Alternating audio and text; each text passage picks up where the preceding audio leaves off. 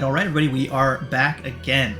Last session in the jungles of Chult, you all continued your exploration of the ruined site of Camp Righteous, the former outpost of the Order of the Gauntlet, a zealous group of religious warriors fighting for Torm, Lathander, and all of the other bright and good gods in this dark jungle place. Unfortunately, their encampment was overrun and rather thoroughly destroyed by the teeming mobs of undead that inhabit these jungles. They were forced to flee from Camp Righteous and head several miles downriver and establish the new place of Camp Vengeance. That is your destination at the moment. You all are working your way towards Camp Vengeance, heading down the River Socian Star, making excellent time up until you made it to Camp Righteous and began to explore a temple there. The Temple of Man and Crocodile, whose mysteries you all were able to eventually suss out and eventually uncover after a few incidents of being crispified by the dungeons, by the temple's traps, and encountering some ancient booby traps, some puzzles and things of that nature. But again, eventually you were able to discern how to successfully navigate these traps and puzzles and get to the vault within. The vault itself was not without its own pitfalls and its own dangers, setting off massive columns of lightning by simply stepping in the wrong area, among other things that you may or may not have triggered yourselves. But you did eventually claim the treasure that was hidden within this temple, an alchemy jug, a ceramic, elaborately decorated porcelain jug that, if spoken the proper command word, could produce any liquid. An invaluable resource to have here in the jungle, where simple drinking water could be quite difficult to come by.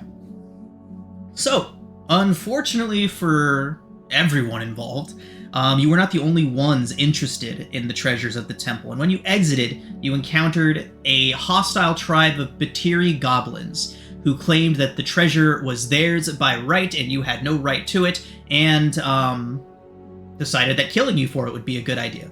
So they attempted this foolish endeavor and quickly realized that they were outmatched quite thoroughly by the group of you. It was at this point when their leader had decided that you all would likely overpower them, that it decided to call in for reinforcements. Pulling a horn from its belt, it blew into it and was quickly responded to by the roar of a dinosaur out in the jungle. This allosaur arrived, and you all were able to make very, very quick work of this creature, felling it before it even managed to get its teeth around any of you. However, the commotion and the ruckus drew back the creatures that had already destroyed this place. Dozens of undead creatures came flowing out of the jungle, attracted by the commotion and the sounds of life and combat, and quickly began to overrun the camp once again. And once again, you all repelled this attack, and stillness settled across the temple, only for you all to discover that the crafty little goblins had sunk in your boats. You did your best to retrieve what you could from the boats, managing to tie some rope off to the submerged vessels and drag them ashore, but the damage to the boats was far too extensive to repair on your own without the proper magic or tools or expertise to do so, and there was nothing to be done. Your boats were destroyed. You were able to salvage much of your gear, your insect repellents and all of those other such things, luckily being on your person when you all exited from the boat. But some of your bigger gear, bedrolls, sacks of flour, other such things of that nature were destroyed during the sinking. And now, you all find yourselves on the shores of the River Socian Star with no boats. Luckily, 2 guides and a rather sturdy knight-errant bound for Camp Vengeance. So your numbers are strong, but you are slightly lighter on gear and, of course, now on foot. So... And no flour. No flour to be found. There shall be no baking on this night. Ace did ask if we would be able to snag the horn that was used to call up the dinosaur, even though it may not have any abilities at all. Oh yeah, absolutely. Go ahead and add goblin. Add Batiri horn. Bitiri. Batiri horn. To somebody's inventory. I would just give it to Moth, honestly, if we're gonna snag I mean, it. that tracks. I'll stop it in the party manifest There you go. right quick. Yeah, that's fair. Indeed. Let's see. Yeah, I think we go with Dinotopia for our ambience today. Dinotopia? And how do you spell that name again? Batiri? Bitiri. Yeah, that's it. Let me. I just put it in the Discord chat. Oh yes, it Batiri. Oh, B-A-T. No, you had it right. You have it right. Batiri. Yeah. I think that's right. Okay, there we go. I thought Curse of It's just Strahd a was hard with all of thing its that you Slavic can names. snag Like it this is next a game. whole different challenge here. God. All right. All right, everybody. Confidence and sauce, man. So, if I remember correctly, you all made camp at Camp Righteous, went to inside of the temple, and assuming that whatever was coming has already come. Yeah. Hopefully So, we're not going to be we set also, ablaze and also electrocuted again. Well, we actually slipped through so that the blaze and stuff like that would actually hit anything that tried to come through. oh, okay. Okay, Yeah. so you Set the reactivated door the traps. So you all are hanging out in the treasure vault, and you have reactivated the traps that lead out. Yes. Okay. Yes, and we also set an alarm spell at the entrance to the temple, so we Okay. know if something was coming. Well, only one dice for that. Okay. Your evening passes without incident. Yes. Okay.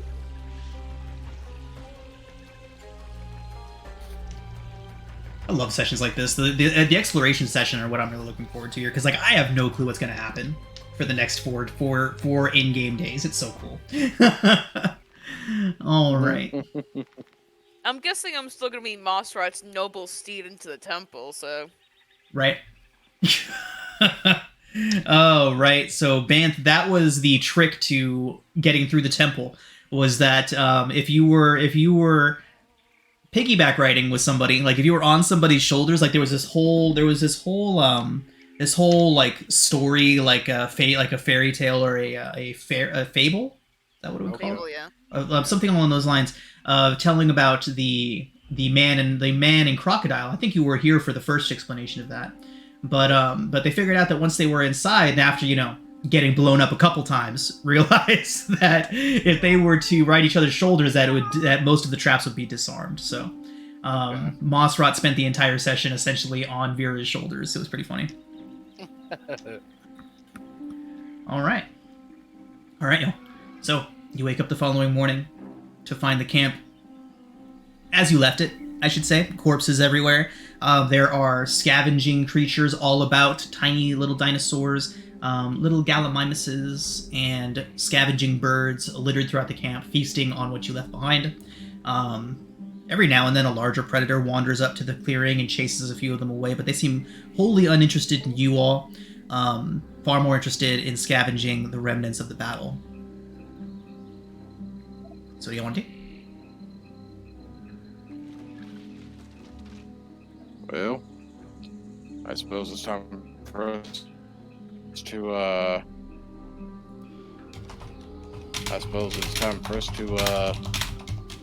start making our way to Camp Vengeance. Okay. Yeah.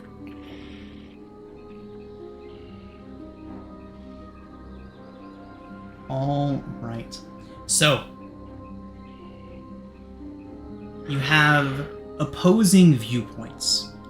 Salida would approach and say that you all should stay as close to the riverbanks as possible. It will lessen the likelihood of getting lost, and you may get lucky and happen to see some Order of the Gauntlet boats heading downstream. she knows from what she's heard back in town that the Order of the Gauntlet does have regular supply shipments traveling downriver from Port Nyanzaru to the camp, and vice versa, regular boats heading up north, so the likelihood of seeing them is kind of high.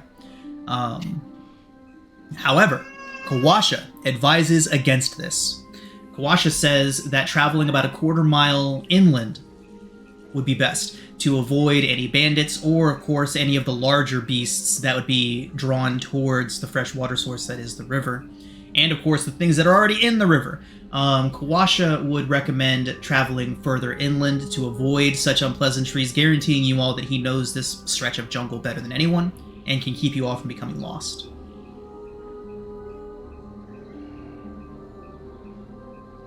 They leave the decision to you both, to you all. Well, guys, what are you thinking?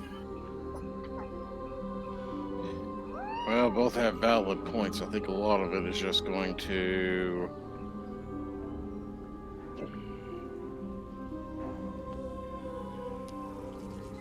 Yeah. I think I think a lot's just going to boil. Something to consider. I know this is maybe Kawasha's intent, but if we start getting deeper into the forest, we're walking straight into undead territory. Yeah. And we're very likely to run into more. Yeah. And I get that that's probably the goal there, but... I think we should probably stick by the river, because I know at some point we gotta go across to get the vengeance, so... Plus there's only so many resources we have to deal with the undead, so I'd say... maybe stick to, like, close near the river? I like the idea of staying near the river. Yeah, okay. Mossrod agrees with us.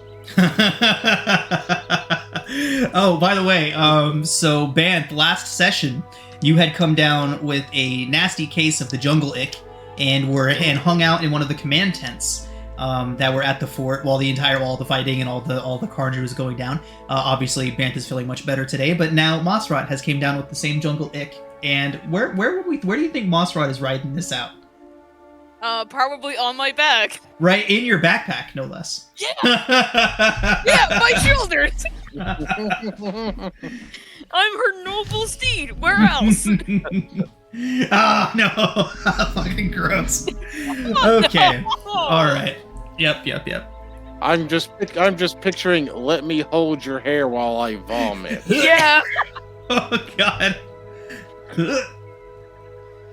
Oh, good stuff. Okay. So, Kawasha would kind of shrug his shoulders. You know, he's getting paid either way. So. Oh, no, the Kermit. I hate it. We didn't need that. We didn't need that. Nobody deserves that. Yeah. That's how I envision Moss. Oh, gross. All right. So, sticking closer to the river. Understood. All right. So, with that, you all set out. Undril looks displeased by the situation. She's already gotten rid of half of her armor. She's still wearing chainmail and all these other things. So now she is going to go ahead and get rid of the rest of it, because it is obviously extremely hot. Even this early in the morning, walking out of the relative cool of the temple, the stonework keeping it nice and insulated against the heat, you walk out into a veritable wall of humidity and heat, probably closing in on 95, 96 already, and it's just past dawn. Quite warm day today. Quite a warm day today. Now, let's see what the rest of your day shall hold. Oh yeah, do I have to make a con save or something like that since I'm wearing heavy armor? You're continuing to wear your heavy armor? Yeah. Okay. Well.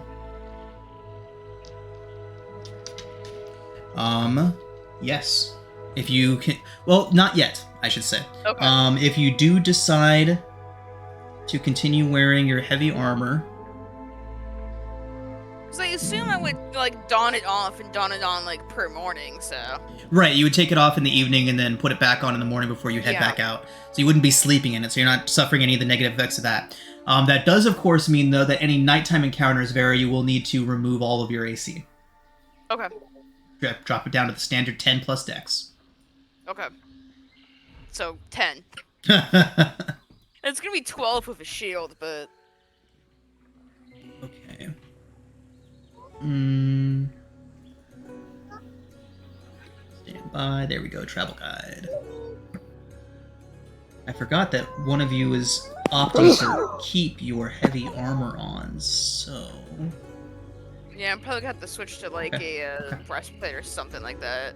Or half plate at some point, but...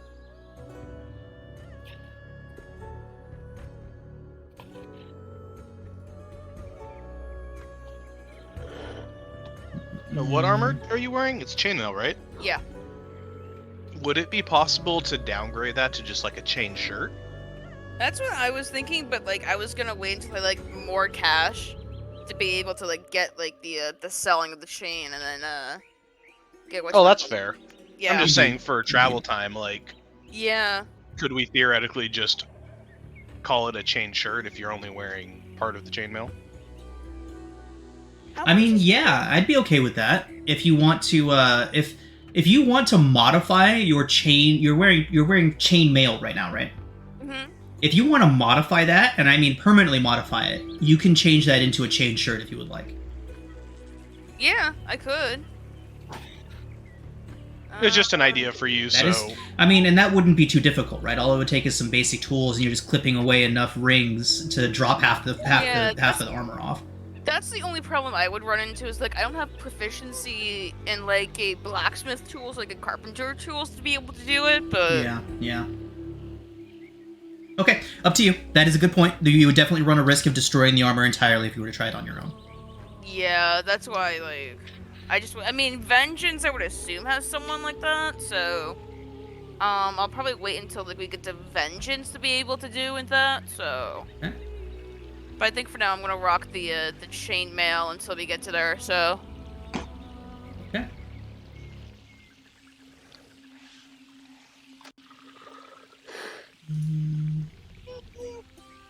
Alright.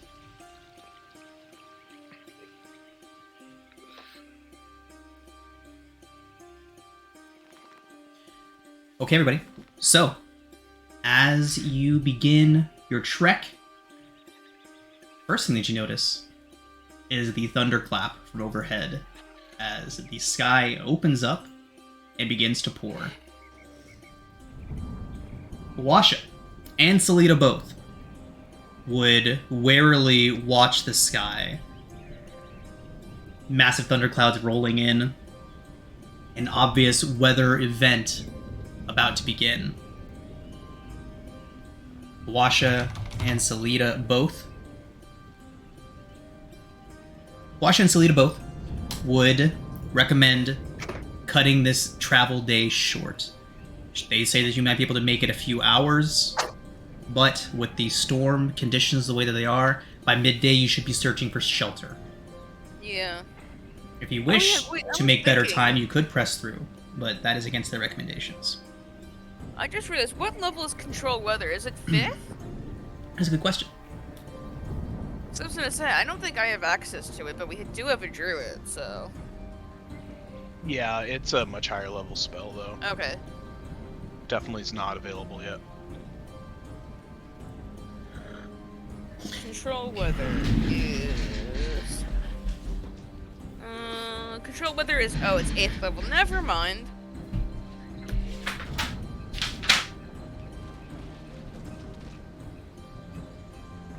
Welcome to Chulk, that's where it is.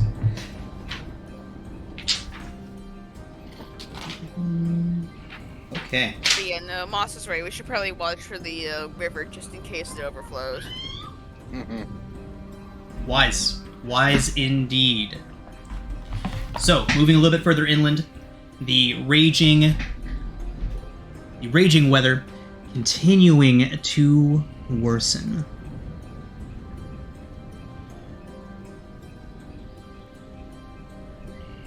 Okay. I think we trust them and just take it easy today. All right. So, the storm rages on, and you all seek shelter further up from the river. And... Okay.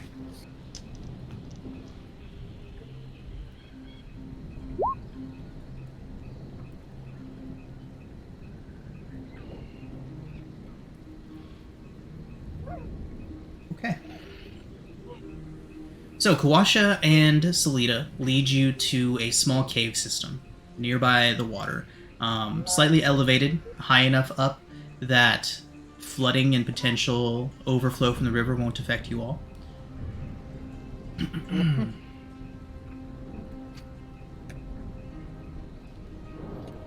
Nice. And recommend hunkering down here until the morning. You will lose a half a day of travel, unfortunately, so your token will not move today. But they do assure you all that the waters will not reach you here.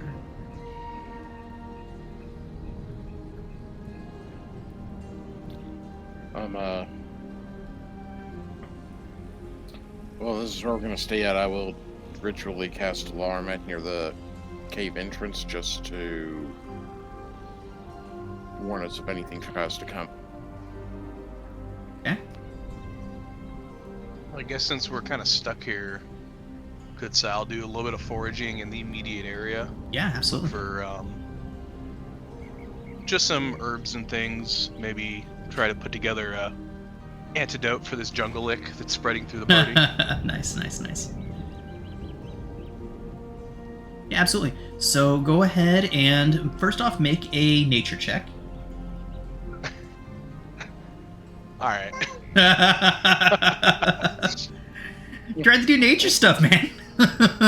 He's really good with medicine, not so good with nature. Okay, so let's go ahead and say that you have returned back defeated, unable to identify any of the plants in this area. And so Kapulwe, Weed, Abe, offers to help you out. So we'll go ahead and use his nature skill to assist you out there. And see if the two of you together can find anything. He gets...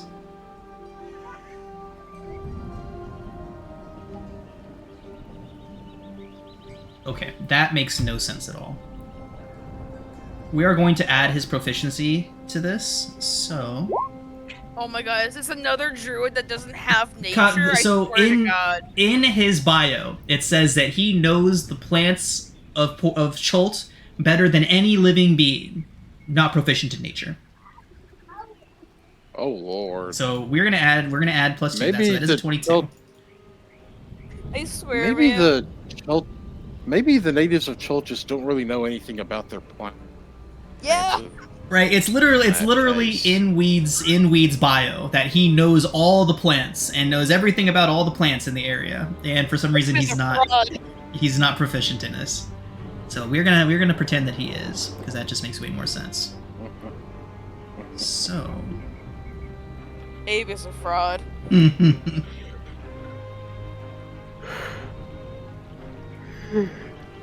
All right. Okay, so please roll a d8. A D8. I can do that. D8. 2. Okay. So, Abe would lead you outside and begin showing you around at some of the nearby areas. The rain continues to pour, making it quite difficult to make your ways around anywhere. However, he does lead you to a brightly colored bush. It is bright red with all kinds of colorful spots all over it. Now, Weed would inform you that normally when you see things like this, it is quite dangerous. These are usually the signs of poisonous plants. However, this specific coloration, this specific patterning, is the patterning of a plant called a manga bush. The manga bush can be dried. The leaves of the manga bush, the leaves specifically, he says if you eat the berries, it will kill you. Do not eat the berries. But if you were to take the leaves, dry them, grind them, dissolve them in a liquid, and heat them, much like a tea, that 1 ounce of such tea works wonders for rejuvenation and yeah, can be quite healing.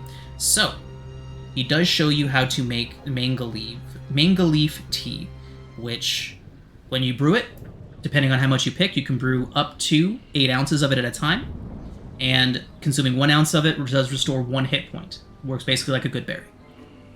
Got it. So I will definitely pick what we can find. Roll 2d6. I'm also gonna grab the berries though. Okay.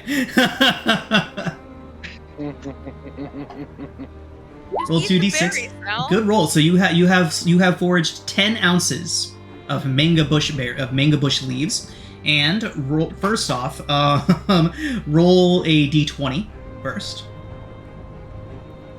A d20. A d20. Okay, that's actually a good thing for you. Now, as you begin plucking leaves, Weed gives you a very concerned look and shakes his head. And you need to roll a Constitution saving throw. Oh my. Huh. Ah! I'm gonna take my session. Starting off real Starting early. off strong. One. Fantastic. So, luckily, okay. So as you are picking the leaves, you reach your hand out, and Weed stops you immediately as you are about to grab a broken berry, one that's contents are already oozing out from the sides of it. And Weed shakes his head at you very gravely. Hold on. It's not just if you eat them, they're poisonous on contact. He says if you eat them, it will kill you. He says there are other things that can happen than dying. Oh my god. I just wanted to take some back from him. Well, you got 6 of them. Man. Alright. Okay. Well, I'll spend my evening brewing up a potion. Menga leaves. How many ounces of the leaves are you using? It was 8 ounces, right? At max, yeah. So, I got 10. Awesome. Okay. And I'll give those berries to Banth. I feel like that's his thing.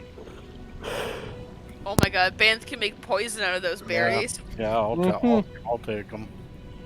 All right. I think Moss would like to carry one. Just to shove the one berry down. All right. Okay. How long would you say you were out foraging? With Weeds Nat 20, not long. So you feel the oppressive weight of the water bearing down on you, Salazar, as you make your way back in. Spending much longer out in a storm like that would have definitely had some repercussions, but you do manage to get back in without any major issue. And before it starts to wear on your constitution. Alright. So. Oh, right. This is what I wanted. I already had it out and everything. I have the dome today, apparently. I just literally spent like the last several minutes searching through my Roll20 library for this image that I already had loaded. Oh, what? Ooh. All right.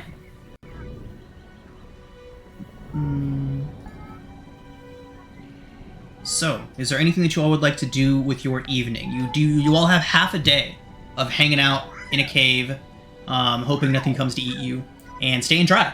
Is there anything you all would like to do with this pseudo downtime? Banth would like to take that berry and see if he can make any kind of poison with it. Fantastic.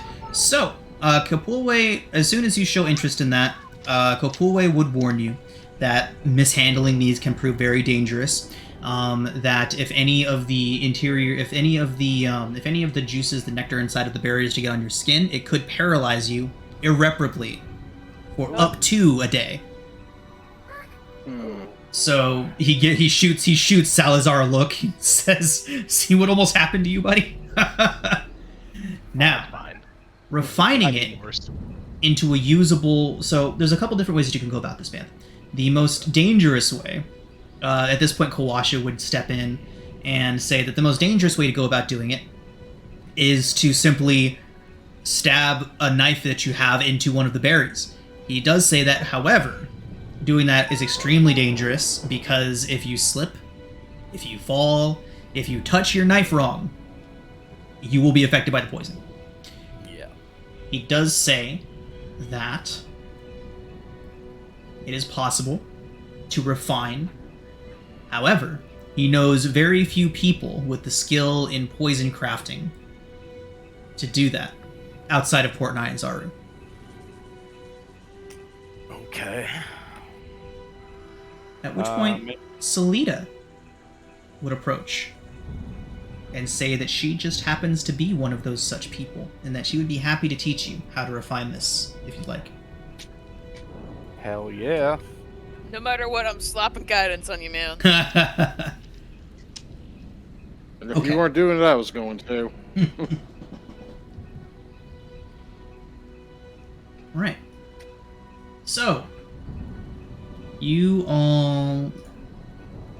So, Banth, you do have a poisoner's kit. Yes, I do. Fantastic. What other tool proficiencies do you have? Thieves' tools and disguise kit. Okay, so the only one relevant is our poisoner's kit. Cool, cool, cool. Yeah. All right.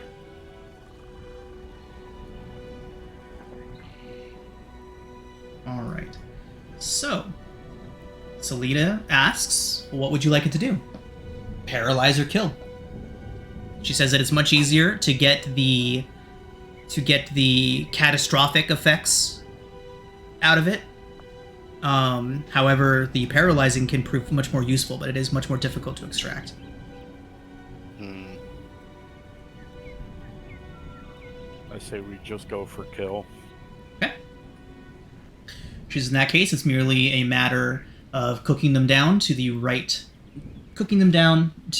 proper doneness and letting them dry back out. Basically, you're boiling out a lot of the toxins for it and then drying it back out so that they're easier to handle, and so on and so forth. So much easier to get that. Banth, what that will do for you is it will add a D8 in poison. Okay. A D8 in poison to whatever arrow that you use for it. You can get 1 arrow worth of poison out of each berry harvested. Okay.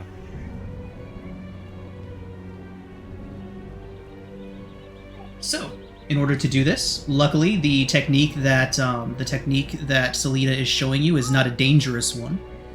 The worst case scenario is that the berries become unusable. So, go ahead and make a skill check with your poisoner's kit. I will say either intelligence or wisdom would be appropriate here. Either one of those 2 skills, you will have guidance. It's a lower DC. We're going to call it a DC 12 for you to successfully pull this off. Alright, slapping guidance on now. Mm-hmm.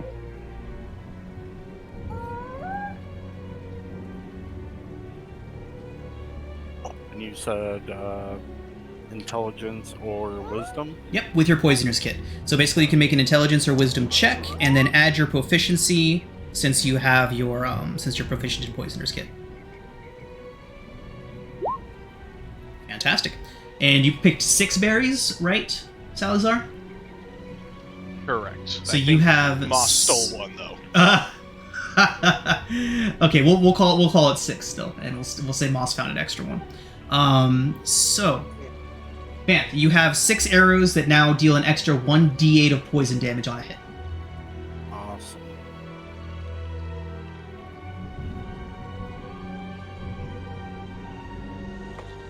Okay. Thank you. I love that we're ignoring the question in the Discord of how much would it take to paralyze a TRX while we're getting a saddle on it? Alas. Fantastic. All right. Anybody else want to do anything with their cave downtime? Make some Is there dinner any and Well, Go is there any stuff actually within the cave? Make an investigation check. Or perception. Or survival. So many options. I'll probably slap guidance on myself first, because none of those are super great for me. So I'll do perception, and I'll slap a guidance on top of her. Ooh, I don't think it's gonna matter. Yeah. No, it ain't gonna matter, is it? Oh, it definitely ain't gonna matter. You Okay. believe yourself to be alone I see nothing. and find the cave uninteresting.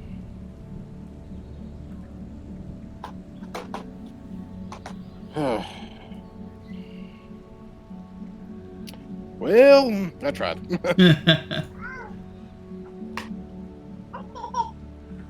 All right.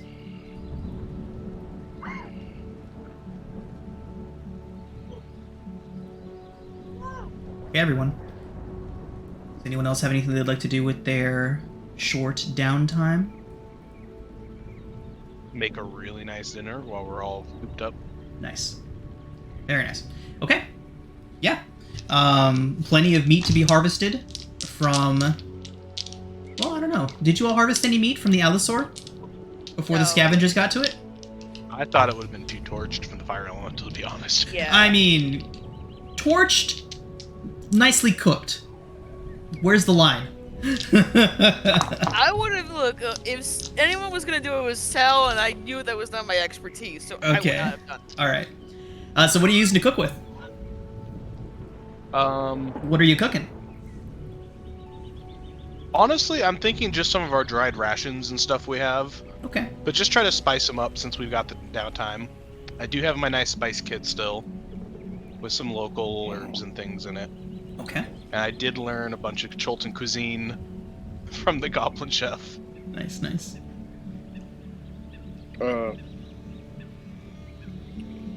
I will be right back. I'm having to deal with a dirty diaper. Have fun. Aw. All right.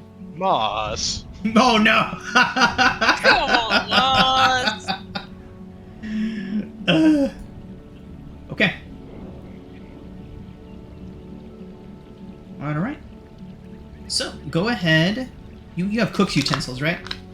Yes. Okay. Go ahead and make a check with your cook's utensils. Let's see just how far you can gussy up these rations. I'm gonna slap guidance on you. God. 15. Okay. You're almost able to forget that they're rations. What do you do with them, Salazar? I wonder if I could brew like a little stew or something. Nice, nice. Get some hydration in there. Yeah, nice stew.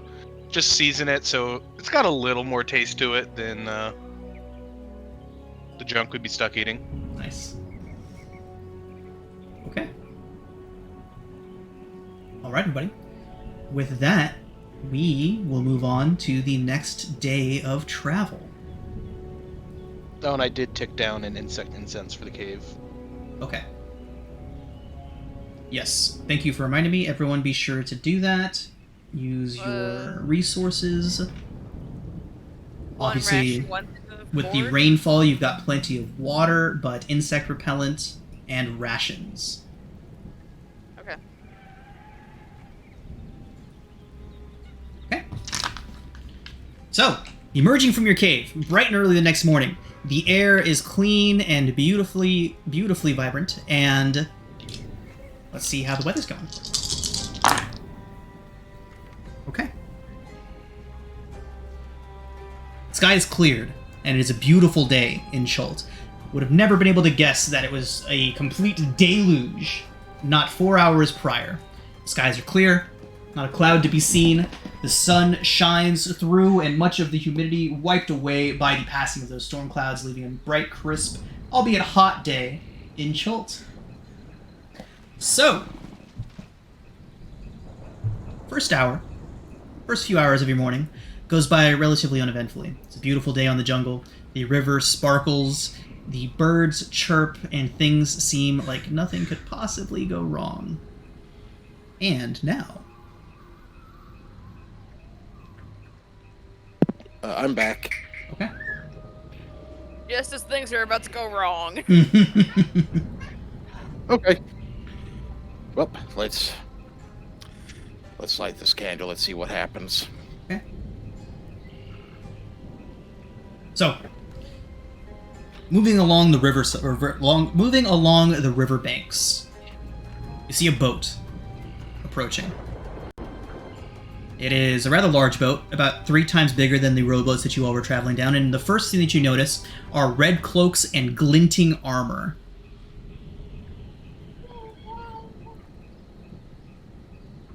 Kawasha advises taking cover.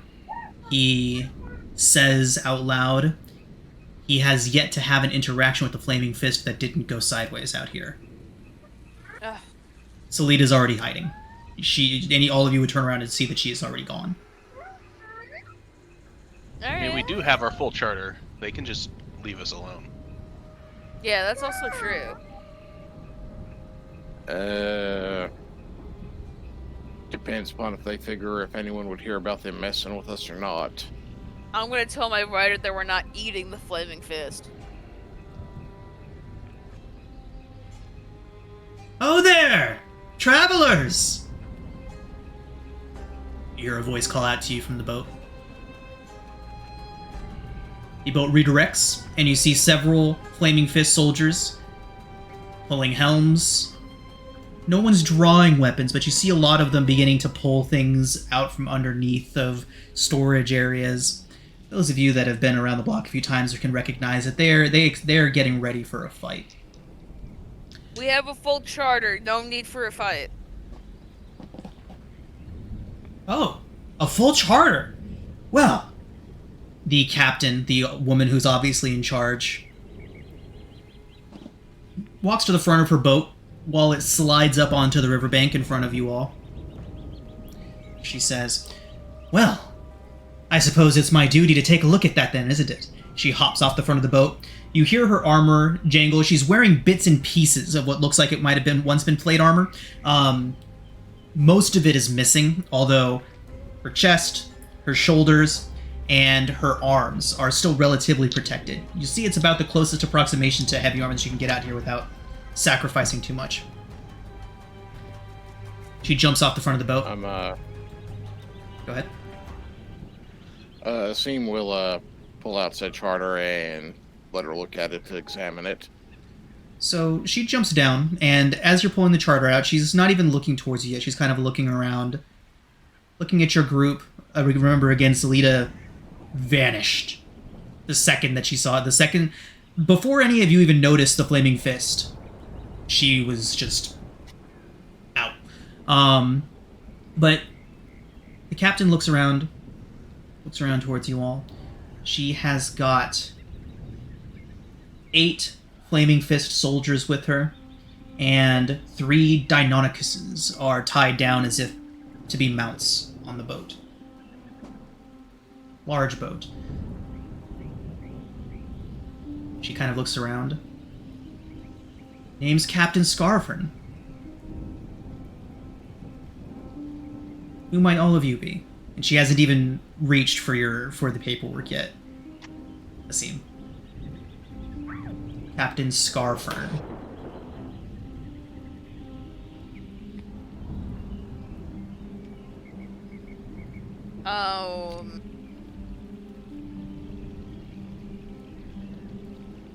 My name is simply Asim. She nods. Kawasha. From It's good to see you. a very distant land in this part. What was that, Asim? He just says he's just a traveler from a very distant land and just leaves it at that. She nods. Find anything nice out here? Anything you're planning on taking back with you? Not or are yet. you just, she looks towards Undril, who has her Order of the Gauntlet tunic on, just the big order emblazoned on it, and then Captain Scarfern goes on and says, or are you just a glorified chauffeur service for the Order? Yeah, that's one way to put it. We found some of the local goblins. Ah, the Batiri. Yeah, Insatiable little not as creatures. good as ours. At that point, I assume Mossrod just makes like throws up a whole bunch of snot from the back of Vera's backpack. Don't mind this goblin. We're taking care of her while she's sick. She nods. She says, "Well, I suppose I'll be needing to take a look at whatever goods you found since you've left port. Just for the records. I'm sure you understand." I mean, there's not much for us to really show you, but... She nods. "All right, then. If that's how we're going to be doing things, I suppose I should be taking a look at your charter." She then, for the first time, acknowledges the paper that you have, Hasim. She holds out her hand for it.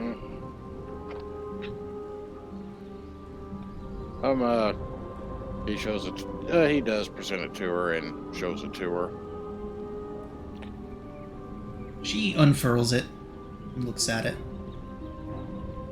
Give You it see to us her in Corporian, I believe. brow kind of raise when she gets to the end of it and see that it is in fact signed and approved by Captain Liara Porter.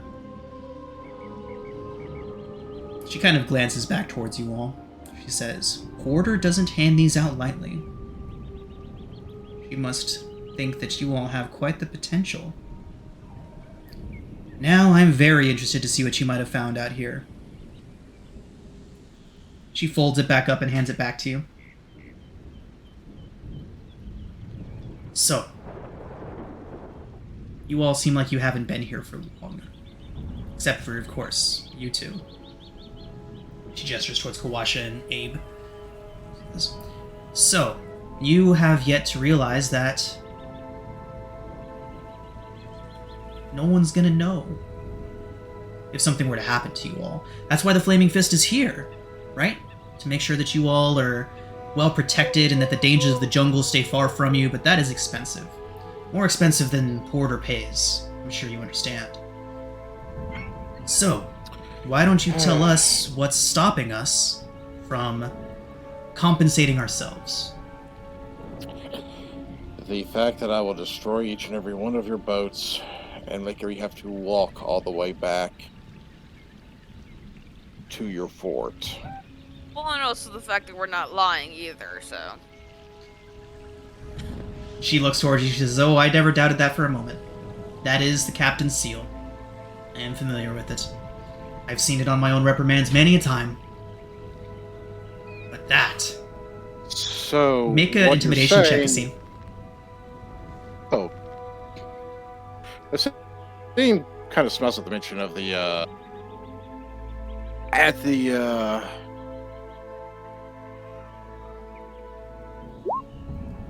Can I make an 16. insight check while he's making an intimidation check?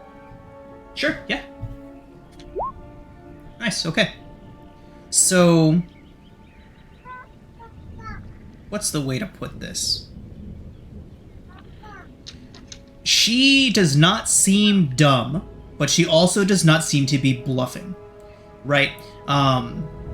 She seems like if she... So first off, we'll get to what you can determine in a second, Vera. But Asim, what you, with your 16, her eyebrow kind of raises and she kind of nods, rolls up the charter and hands it back to you. She says, "That is a good reason, isn't it? Well, when you return to Port Nyanzaru, be sure to check in with our guardsmen there and report whatever you found. Full charter or no, we still need complete records of what's pulled out of this jungle." She looks around. "I'm sure we'll see you all again." When she says that, you can see the other guys on the boat kind of settle back down a bit. Like, you can tell that they know that this is pretty much winding down now.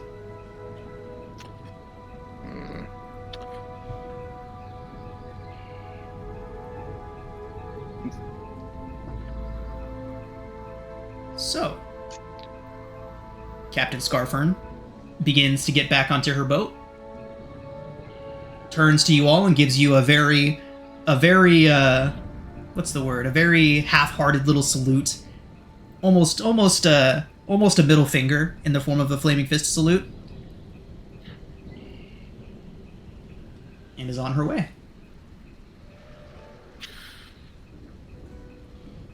Well, Well, we now have information since that one has been reprimanded so many times.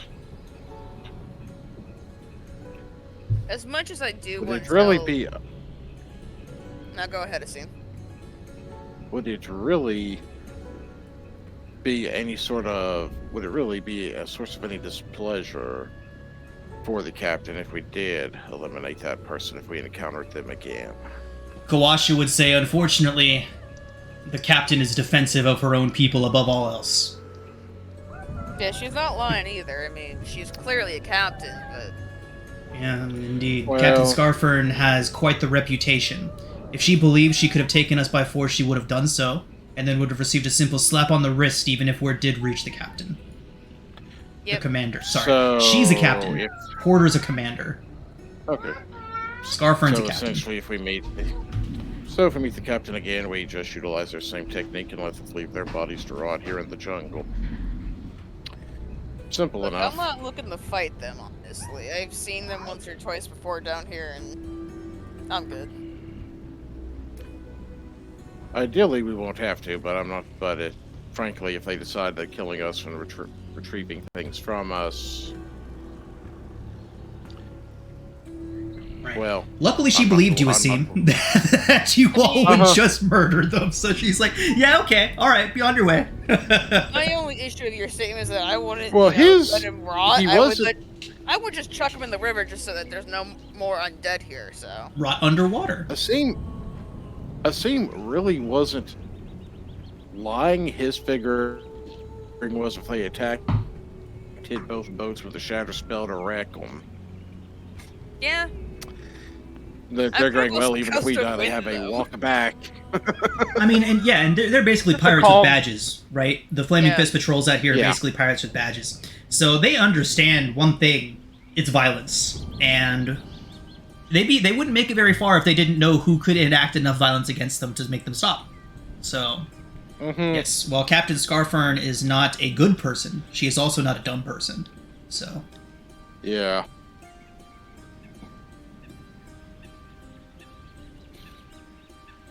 all right. You all continue on your journey through the jungle, following the river as closely as you can. And, of course, Kawasha would not let the opportunity pass to say, this is why we shouldn't be taking the river paths. And you all continue. Oh, and also, about 5 minutes after the Flaming Fist boat went off, Salida would just kind of step out from the jungle. She says, I prefer to avoid interactions with them whenever I can. where can the hell understand were why. you? Says, I was close. Arrow trained at the talky lady in the front. Who had... Given the situation. I know we have some... I keep forgetting. I know we have some high passive perceptions here. Who has the highest?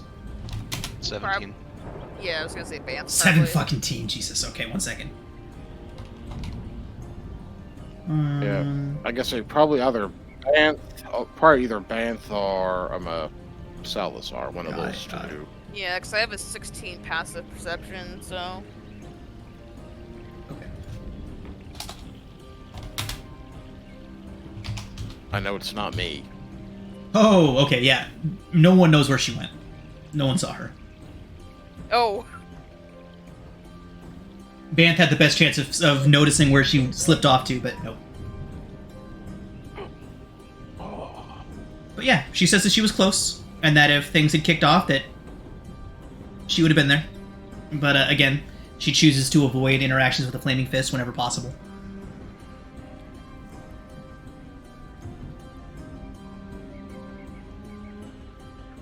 A very understandable point of view. I mean, what, are you wanted by them or something? She kind of makes some faces and like does the I don't I'll take it as a yes. yeah. Oh right, that reminds me. You had an insight check for Captain Scarfern. 21. 21. Okay, so yeah. I honestly think I mentioned everything. She definitely seemed like she would have killed you all if it had seemed like she could have. Again, intelligent but ruthless. And you could tell that she wasn't lying when she said that she had her fair share of infractions and wouldn't mind getting more.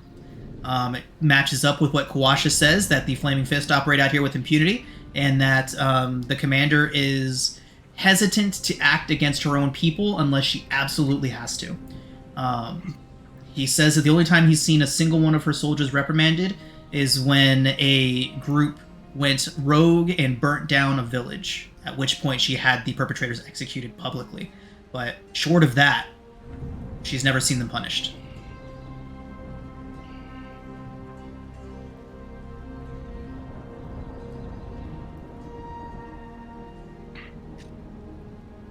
Well, a rather disreputable state of affairs. Yeah.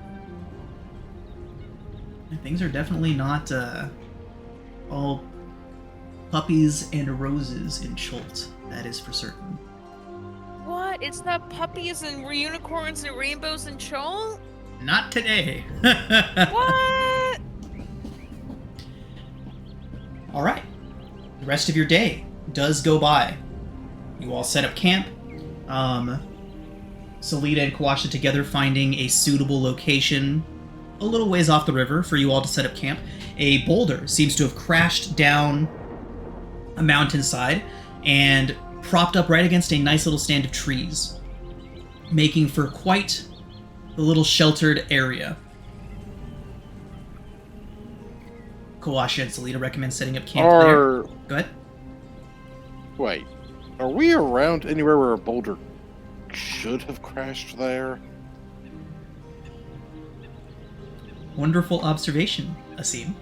You are not. There are no mountain ranges anywhere nearby. Make a perception, survival, investigation, nature would also be appropriate. Any of you can make any of those checks. I'll do perception. Make a survival. I'm going to do two things. I'm going to burn a knowledge of a past life and also do a guidance on myself. Slapping guidance and doing perception. Holy my fuck! God. Okay. Okay. I'm not beating that. Nope. 16 for me, but nope. Oh, I'm not either. I'm not either, even by rolling. But what the heck? Okay. Well, there's lots of different checks going on here, so there's 3 different things for you all to determine here. There's the investigation. So we'll do this in order. So, Vera, with your 13, you would notice that a lot of the trees nearby have been knocked down, broken. A couple of them appear to have been literally uprooted by something. Salazar, with your 22, you would notice that the animals scattered from this area. There's evidence of a couple of the larger predators having been in the area, but they cleared out very, very quickly from whatever happened here. You see the evidence of them running through the underbrush away from whatever the hell happened here. As you're all doing this and noticing all of these things, taking in the environment, Kawasha would assure you he would have noticed that something odd happened here as well, but he would assure you all that whatever happened here days and days ago. But that being said, Banth, as you're taking all of this information in, you would be the first to notice several different things. One, there seems to be massive amounts of frost and cold damage. You can see a lot of the trees have evidence of being frozen solid and then de-thawing. You can see disruptions made as if massive torrents of water had poured through. Make a nature check, Banth, just as a supplementary to this. Okay. You've seen things like this before, Banth. In the far north of the Sword Coast and other places like it. It looks like glaciers moving through. But again, this type of displacement would have taken hundreds and possibly thousands of years to occur. Something very odd has definitely happened here. Furthermore, Banth, as you're looking around, you do come across the nearly buried corpse of a massive frost giant. And we're going to take our break here. When we come back, we'll figure out some more about that. Alright. Damn. Alright, we are back once again. You all have set up camp for the evening next to a suspiciously placed massive boulder that seems to have come crashing through the jungle and underbrush here. Your investigations have led you to discover that a battle of some kind has happened here. A battle involving much ice and frost magic, some extremely powerful cold-based spells. And the battle seems to have involved no less than one frost giant, the corpse of which lies mostly buried beneath the jungle scrub and earth, as if a massive volume of ground and earth and vegetation was just shoved on top of him. He's not frozen. His face is mostly gone from scavengers and other predators and things of that nature picking away at what's left of the body. But it is very obviously the corpse of a frost giant. And for those of you that don't already know this, he is a long way from home. What do y'all do? You know, I specifically said I didn't want to run into giants because I didn't want to be stepped on. I mean, that just sounds like a you problem to not want to get stepped on. Well, I'm at least this one's Do dead, right? do you want to step on this one, Salazar? Kind of, yeah, actually. I have a backpack filled with goblin piss now. Come on. Ah, no. What's that smell? Yeah, you might want to burn that. Mothrat's going through it that's back acidic. there. I don't have another backpack. I can't burn it, Austin. Fucking hell.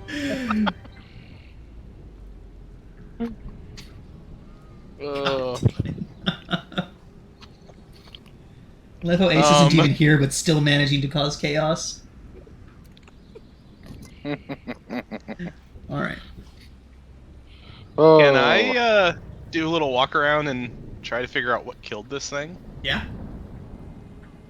Make a medicine check. Hey, you said you were good at those. I am good at those. Fantastic. So, you have to do some digging, pulling away some of the scrub and brush that has grown over this giant's corpse. But you do eventually find that it appears he was stabbed by something very, very large directly in the center of his chest. There is no evidence of... It looks like something natural, like a chunk of stone or maybe even a sharpened chunk of wood, something natural. Not a crafted weapon, right? The wound is too jagged, too messy, for it to have been any sort of forged weapon. Searching around, you find no evidence of any wood bits or anything around. With the 23, make an Arcana check. You sure about that? Okay. Oh, actually. So with the Alright, 23, with a 19, you can determine that it does appear that this was created by a massive spear of ice that has since melted. Huh. Is it possible there's like a tribe of these things and they had a falling out? Kawasha would point out how strange it is that such a creature would have been killed by ice.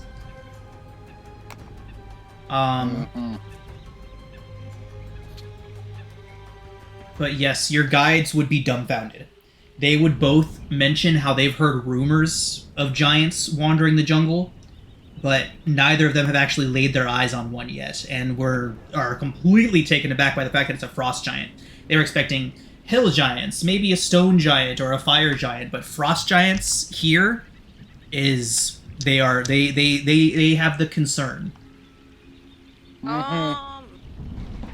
Would I remember anything that Artis and Dragonbait told us about the ring they were carrying?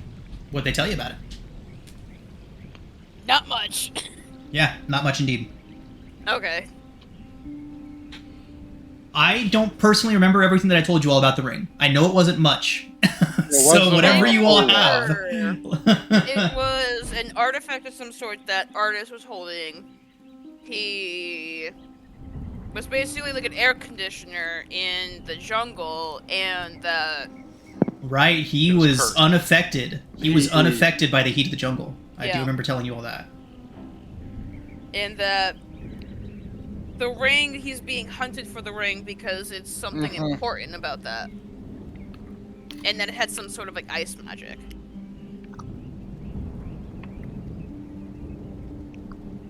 Now, That's all I remember. who is proficient in history? Me, I believe. Hold on, let me double check though. Anyone that is proficient in history can attempt a really difficult check. Oh, I'm not. Never mind. Nope. I Let's check am not. with our guides real quick. I don't think either of them are proficient in history, but we will check. No. Kawasha. Why is Kawasha only in Salazar's journal? He should be in everyone's journal. Edited and controlled by Salazar. Okay. You had me control him in combat. one Right. time. Yeah. He should just be in everyone's journal to view, though. Not proficient in history. Okay.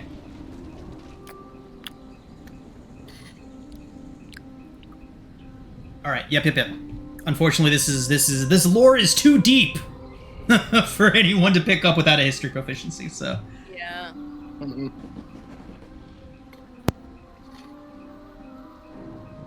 All right. What do y'all want to do? That's terrifying. I mean, I guess at least it's probably safe to be here. I mean, I don't know that. It's as safe as anywhere else. Whatever happened was days ago, so they've probably moved on. Yeah. Hopefully.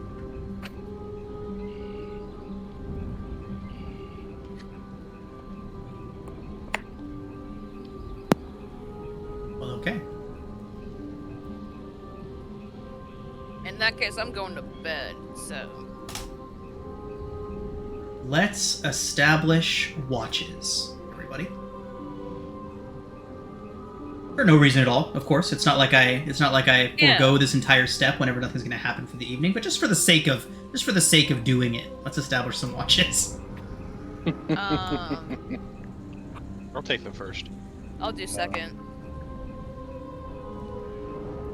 I'm willing to do third, but I will have my familiar out to help me since now I can see better in the dark. Okay. Do we need 4 or is... No, 3's good. Okay. Washa doesn't get a health bar apparently.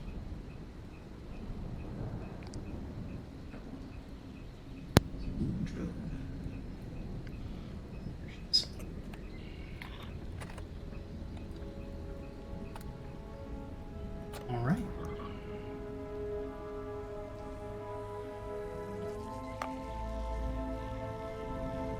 Everybody see okay? Yes, sir. Yeah, I can see it. Yeah, same here. Okay, nice. All right.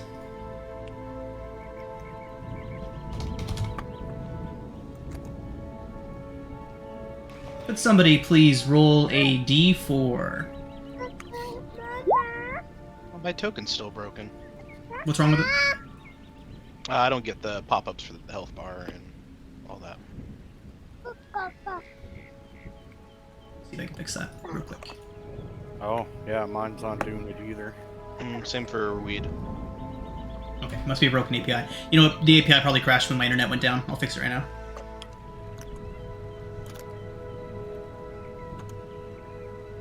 Yeah, everything was good on my end in terms of health, so. Okay.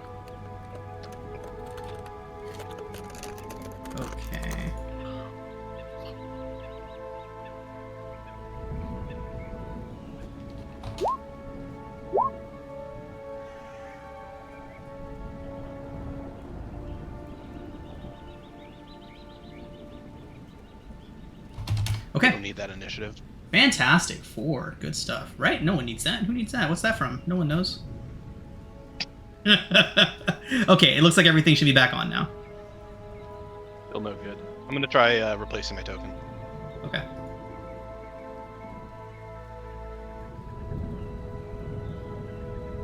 So what exactly is going on with your two's token?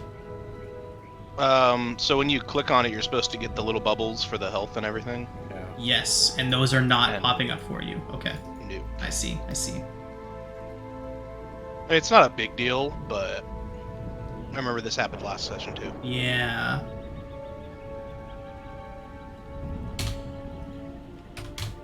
Just make some little adjustments and see if it fixes anything. Yeah, like I can just run off the sheet. It's not a huge problem. Salazar, click off. And, oh, no. See, that is super strange. I do not know why that is doing that with just your two's tokens and no one else's. Weeds as well, but Kawasha Ah. works. I think I figured it out. Try it now. That did it. Yep. Sweet. Yep. It's when I shrank your tokens, I set you both as drawings, which means that you're not Oh. technically tokens anymore. So weeds is also set like that. Okay. Oh. Yep, that's exactly it. Nice. Okay, fixed. Cool. So 4. Sweet. Let's go ahead. Who's on first watch? That's me. Go ahead and roll a d20. Go ahead and roll a perception check for your watch. 12. Let's go ahead and get all of our guards making a check for perception. Slapping guidance on myself. 18. Okay. So doing my owl helping, so 18, and the owl gets a +3.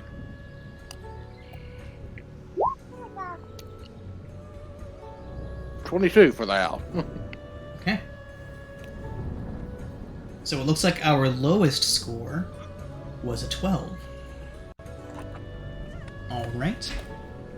Now... Salazar, if you could please roll a d4. I'm having you do this since you are running Kawasha. We want a 4 out of him. Nope. Okay. So. Salazar, which watch were you on? First watch? First watch. So, shortly after everyone is settled in, bedrolls are laid out, all of you are nice and nestled up into this boulder here. No one needs to know how it got here. But most of you are falling asleep. And Salazar, you hear a soft, raspy voice from inside of the woods. Sir, may we take the shelter of your fire?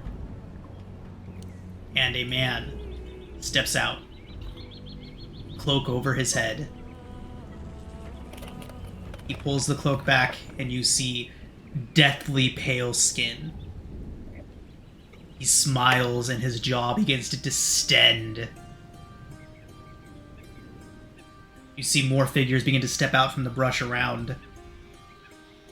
4, 5, 8 shadowed figures step into the path from the woods. Oh. Everyone but Salazar is surprised. Roll initiative, everyone. Oh. Actually, hold on one second, I gotta check something right quick. I don't know if my character actually has... Oh, because no, I think. Yeah, if he can't be surprised, then there's no need for him to be Right. surprised. So let's go ahead and check that out. But essentially what happened here is we roll a d4 to see which watch this encounter happened on. The 4 means that it happened on whichever watch had the lowest perception, and then we rolled to see if Kawasha was awake. Because if Kawasha was awake, he would have Okay. sensed the undead coming. You don't need to sleep, and magic can't put you to sleep. You can finish a long rest in 4 hours if you spend those hours in an inactive, motionless state, during which you retain consciousness. Okay. Asim, you are also not surprised. Okay. Okay. Probably would have This is what happened. come to your senses the second that voice spoke up. Which was this guy, by the way. I hate these guys.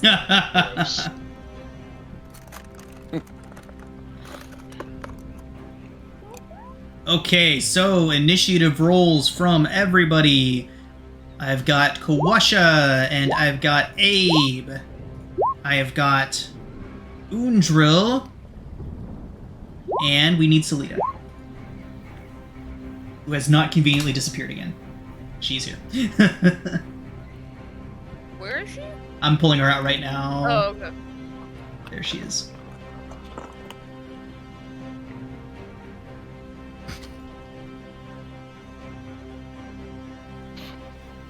Okay.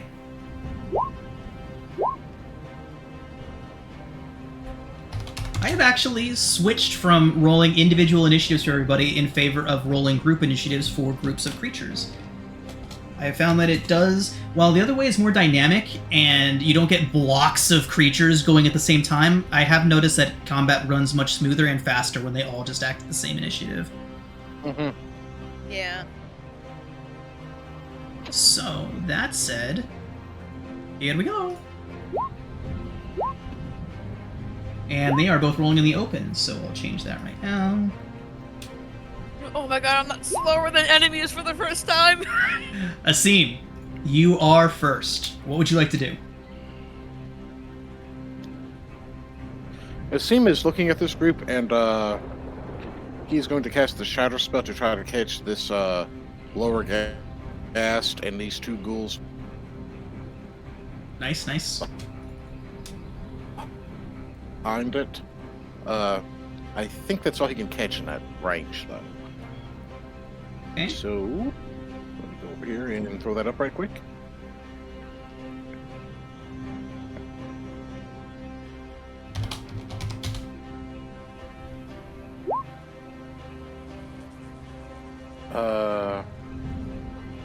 Yeah, 10-foot radius sphere, so if I put it kind of right there between the ghast and ghoul number 2 back there, that should catch in those 2. Okay, we'll just verify that real quick. Real quick, like. Oh, that's not right. It's a 10-foot radius, right? Yeah, That'll do it. yeah. That's what I was thinking it would do. All I think that's the right. best coverage. I think that's the best coverage I'm going to get for hitting. Yeah, the I would most. agree, especially if you want to get the ghast in the attack, too. All right, so DC 13, Constitution saving throw for how much damage?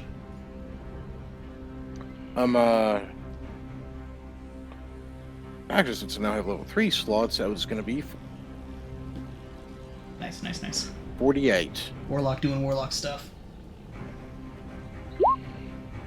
13? Low roll, but still. Indeed. Half on success. 13 times. 2 fail.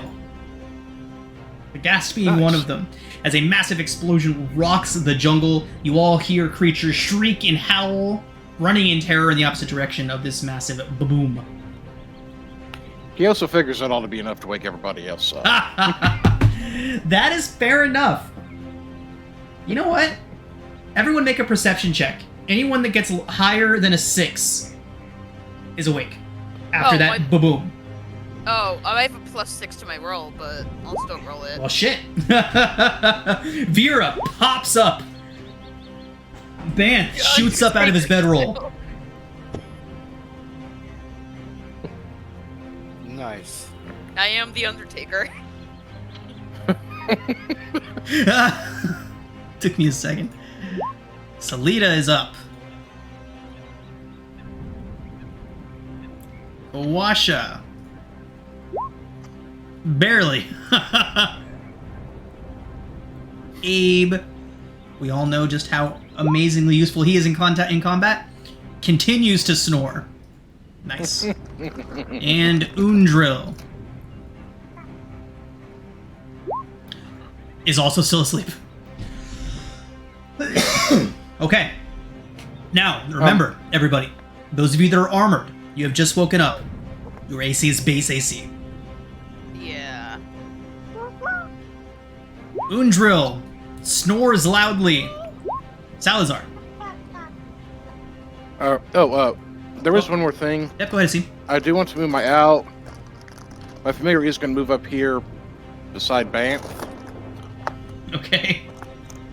Hopefully making it where if anything comes near Banff, he's got a buddy within 5 feet. Alright. Yeah.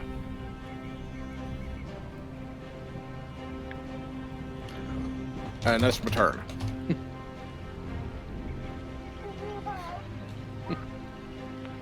All right. Salazar will pop to his feet and scream, "This is our fire!" They can have it.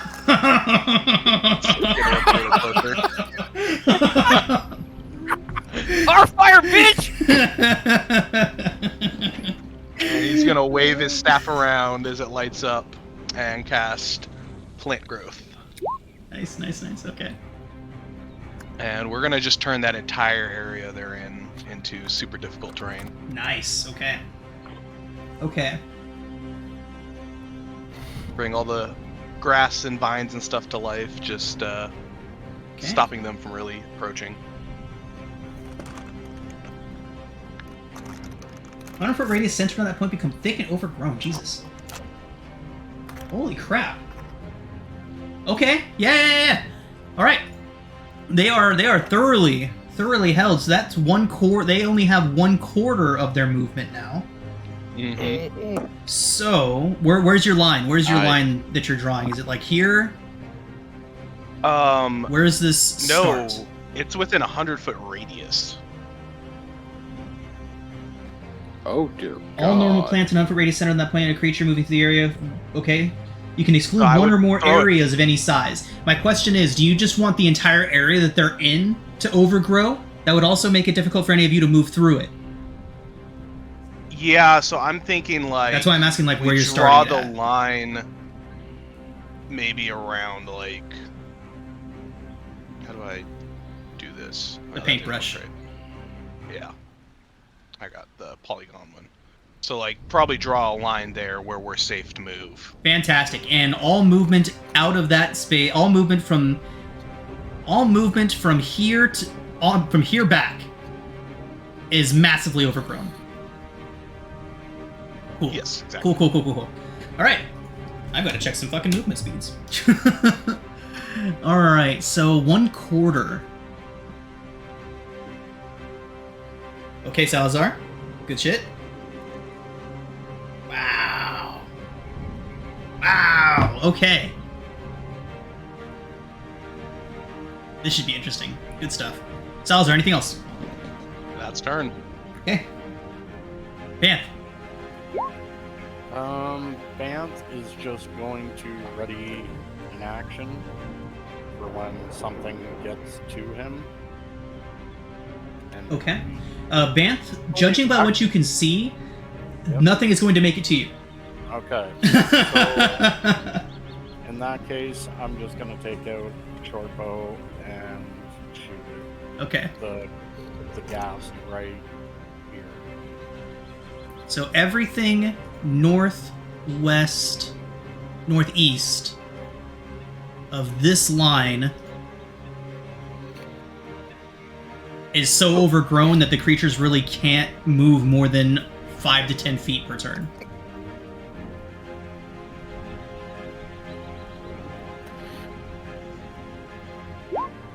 $16 hits.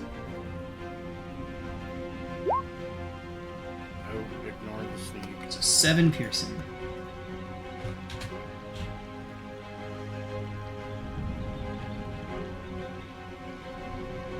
And that's turn. Okay, Vera. Or Go ahead. actually, I do have a question, Banff. Do you have the steady aim feature that Tasha's has for rocks? All rogues get steady aim. Yeah, all rogues get steady aim now, where essentially if you don't move, So yeah, you could use your bonus action to give yourself sneak attack if you want to. you can. Yeah, yeah. Okay. So that would count as a sneak attack. Yes, it would. Right? Okay. So an extra 5. Yeah. Good shit. Awesome. Thank you. All right, Vera. I'm just deciding which radius am I gonna drop on these fools. Let me see. I'll kind of see what a 40-foot radius looks like. Oh, it's a lot bigger than I thought it was. I was gonna find a way to rhyme ghouls and fools in a clever way, but then cringed at myself and decided against it. I was gonna say, there's no way. Alright. Oh my god. I'm just gonna make it simple on myself and not do any measurements or math or anything. I'm gonna do a shatter. Kind of in the same area as the seam did. Okay, you want to hit the same 3, got it. Yeah. Just to make it easy on myself. DC 14 for 13.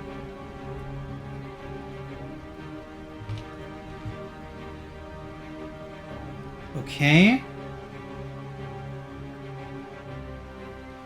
The ghast in front collapses after another resounding boom shakes the forest. Alright. Remembering that I have armor on, I'm just gonna stand right next to the boulder and end my turn. Okay. The Cools. You ready for this? Yeah. That's all they can do. How riveting. That's it. That's all they got. Could, I guess, dash. Oh, you're right. God damn it, Austin! I feel bad.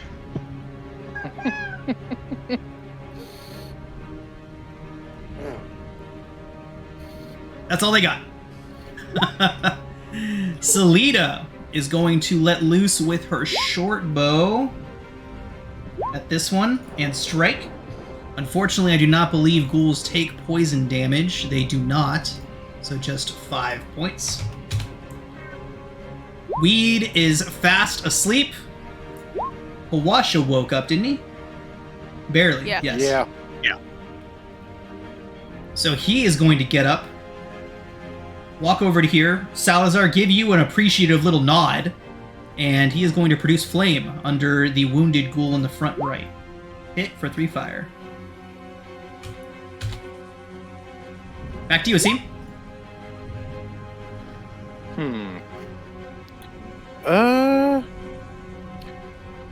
It seemed doing the tradition. It seems going to do the traditional warlock thing, and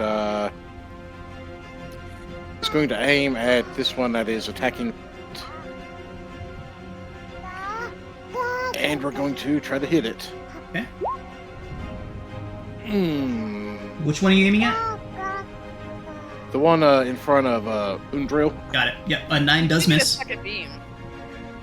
Huh? You do get 2 beams, you know. Because level 5 is a thing. Right? Did you multi-class in anything, Asim? Well, it scales no. on character level. It does. Oh, I okay. always I get forget 2 that. beams. Can't just scale on I character. get 2 beams. You do. Yeah. Oh dear God. 8 also misses. Sorry about Apparently, I'm getting our bad. Apparently, I'm getting our bad rolls out. Or Right? It's okay. This is a good situation for bad rolls. Right? Yeah. Plant growth in the Well, middle of a jungle is quite effective. Yeah. I suppose that's what I've got. Okay. Undril wakes to see a slavering ghoul looming over her. She springs to her feet, grabs her greatsword, and swings. She continues to just be an absolute unit. I believe she has 2 attacks. Yep. Okay, not so much that time. But 9 slashing. Salazar, back to you. So we're going to cast Shillelagh as a bonus, and run up and do a Green Flame Blade to smack this ghoul. Nice. So we'll do the Shillelagh roll, Shillelagh. and then if it hits, it's an extra D8 fire. Because level 5. 15 hits. Alright, so that's going to be 9 plus another D8 of fire damage for another Ooh, 5 nice. fire. Okay, fantastic. So for 14, as the ghoul is righting itself after taking that massive greatsword hit, just as it straightens, Salazar, you bring your staff down onto it with a crash, igniting it. In a burst of flame, it does go down. Fantastic. And that'll be turn. Fantastic. Banth, back to you. Okay, I'm going to take aim at the second ghast Okay. and another short bow attack. Okay. Steady aim. Yes. Cool. You have advantage. 15 hits. Then...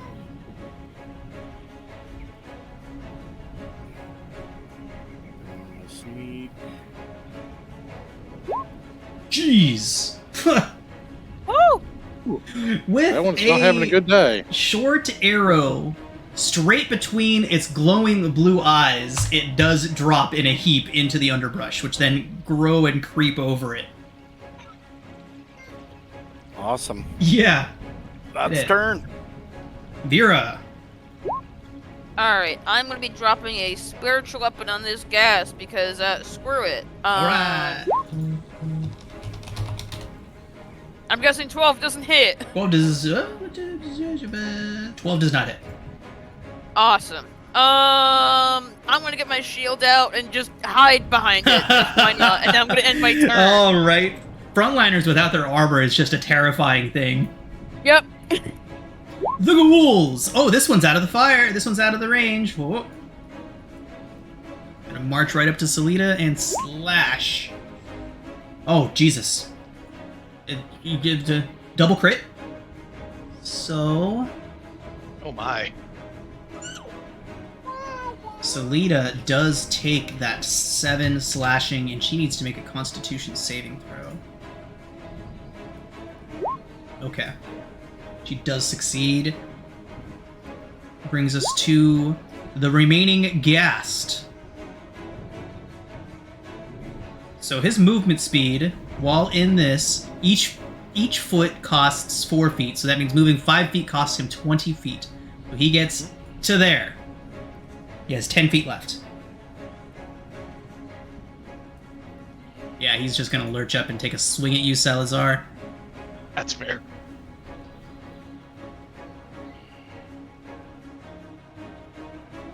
At least they're swinging out well. 16 to hit. That'll miss. Okay. That is going to bring us to Salida, who is going to drop her short bow, take out her scimitar, and begin a swiping. And hit on the second one and drop that ghoul in front of her. Abe wakes and hides behind the rock. Thanks, weed. Abe, this is your odyssey. What are you doing? Kalasha is gonna run right up to the line, shouting challenges at the undead creatures. And he's gonna do I think it's just gonna keep it simple and do a produce flame under the one right and kill the fuck out of it. Good for him. Alright, and that does bring us back to a scene.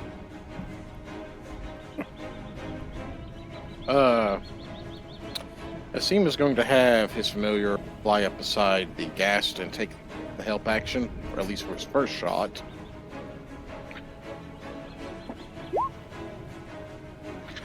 Yep. 26. Yep. Yeah, it's a crit. Good hit. Take it. Reroll that one. Oof. So they do another D2. Alright, so 17. It's better. Very nice. Mm-hmm. And he's going to take a second shot, even though it's just right one, but 18 hits. 18, I think that'll hit. Oh my god, the 10 damage. Force, good stuff, good stuff. Yeah, level 5 hit, now we're buff. Right. Level 5 is a good level. I feel like all the characters start to do what they're meant to do at level 5. Yeah, like I get the damage buff from Green Flame Blade now, so my attacks actually hit for... Right. Cantrips become impactful at that level, yep. Okay. Plus, third level spells are just stupid. Undril gasps and throws her left hand up to her nose to cover it from the horrendous stench that this creature is exhibiting.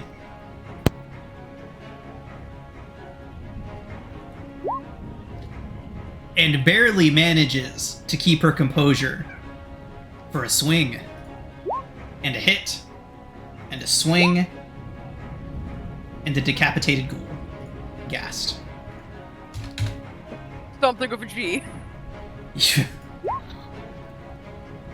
Salazar, no longer within 10 feet, within 5 feet of a living ghast. It stinks real bad, but not so bad that you have to do anything about it. So go ahead. We're just gonna take a couple steps back from that.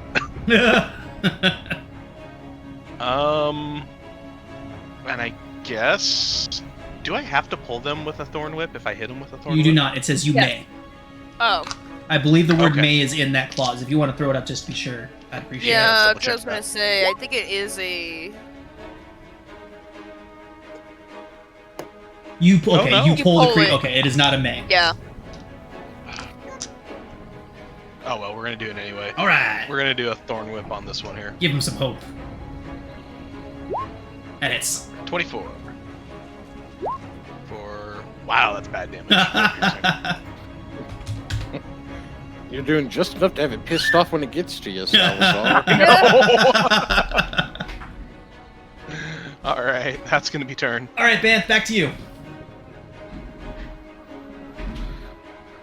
Alright, I will take aim at this one, the farthest one, and bow shot.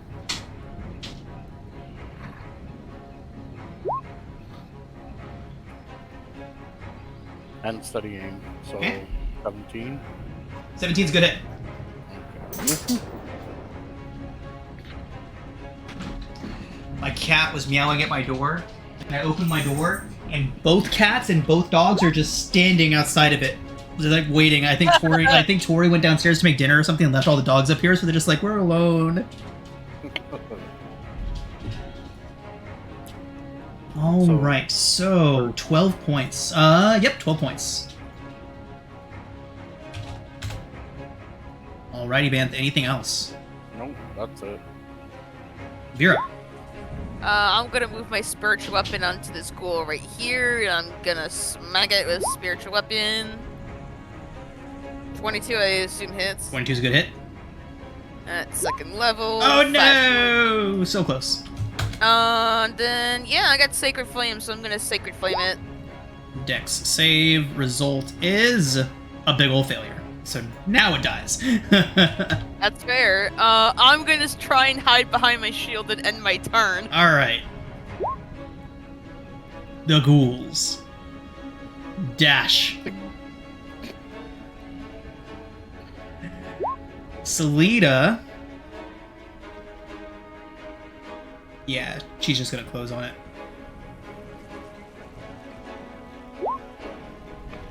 Miss. And miss. Good for her. Okay. She's gonna risk the opportunity attack and back up. Opportunity attack does not hit.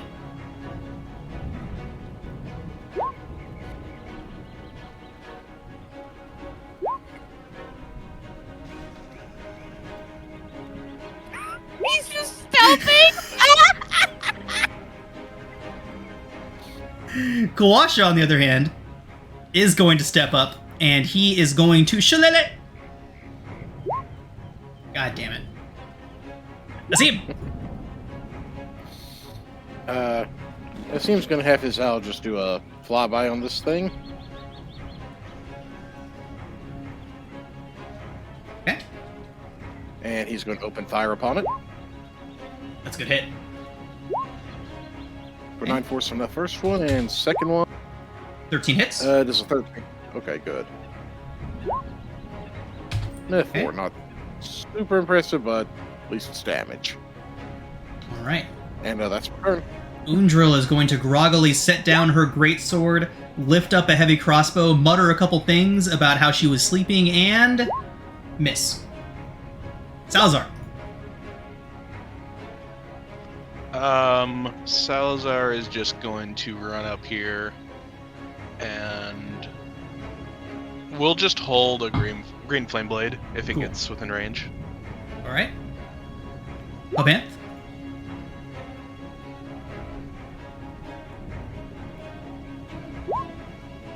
Unfortunately, that is going to miss, Banth.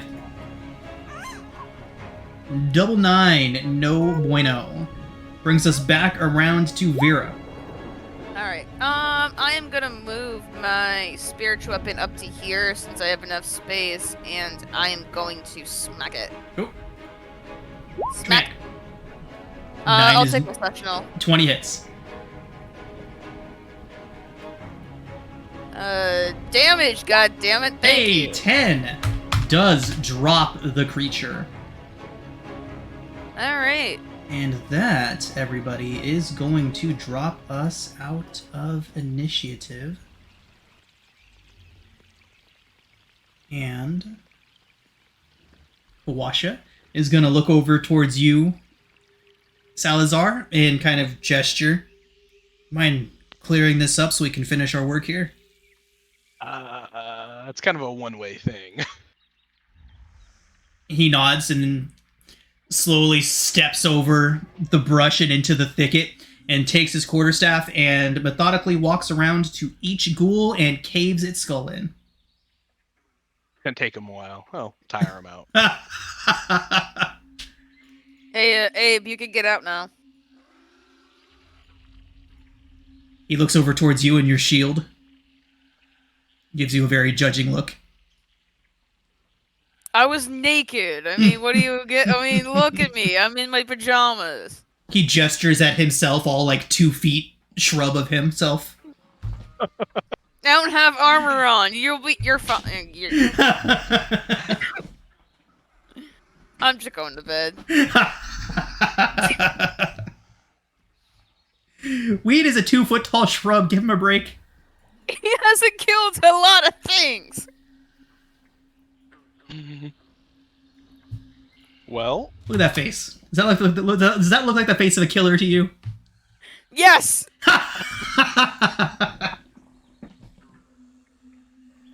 Oh, good stuff. What the fuck? He's a killer weed. I need to tell you. Good stuff, good stuff. All right, everybody. The rest of your evening does pass without incident.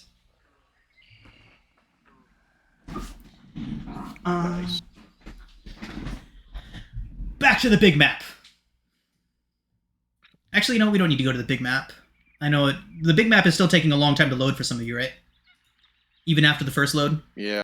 Okay. not too bad for me, but depends on the computer. So we can use this screen unless we're actively trying to navigate. Okay. Okay. That does bring us to the start of a whole new day and the start of a whole new adventure. Yeah. Okay. All right. It's a relatively pleasant day, everybody. You essentially have a nice, pleasant walk along the river. Nothing of any major import happens. Just one second. I actually have a couple random encounter generators. I have my random encounter generators for when encounters happen. And then I have my random encounter generator for when no encounters happen. We just wants to see something pretty happen. So... What are we gonna be, like Baywatch running all of a sudden? Alright, everybody. So, the day does pass without incident. However, as you near the end of your day of travel, you notice the sounds of nature suddenly begin to diminish. Kawasha, Weed, and Salita would stop dead in their tracks, give each other kind of ominous looks, and inform you all to be on your guard. if the animals and the birds and even the bugs sense a problem, perhaps some care might be needed. Everyone make perception checks, please. Oh god. Nice, good job. Guidance, slap on myself, perception. Okay. 23.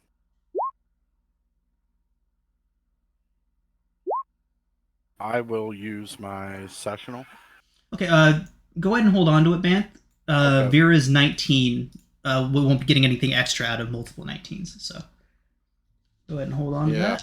that. Let me roll for my familiar right quick. It's a d20 plus 3. The familiar sees nothing. Okay. So.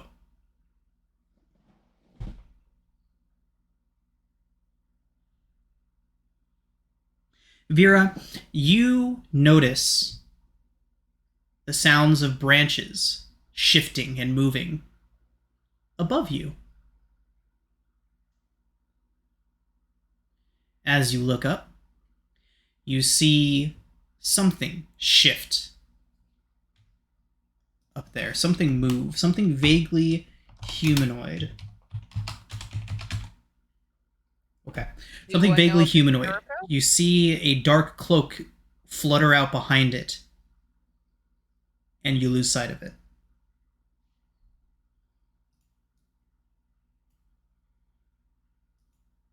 Do I recognize anything from the cloak or no? Make a history check. Okay, yep, this is where I have to slap guidance because I have a 0 in history. Oh god. Okay. Yeah, 8. you do not recognize it. But for the rest of the day, as the sounds of wildlife and nature return, you do get the distinct sense that you are being watched. Guys, we're being watched.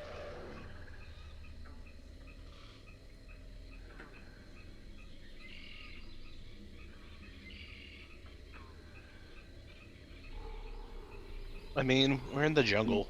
There's always something watching. Salida and No. Kawasha would mimic that sentiment. No, it was a humanoid in a cloak. Not just like a bunch of animals or terrafolk or whatever. Yeah, you're just seeing things. Hmm. I'm not saying things, dude. I saw something.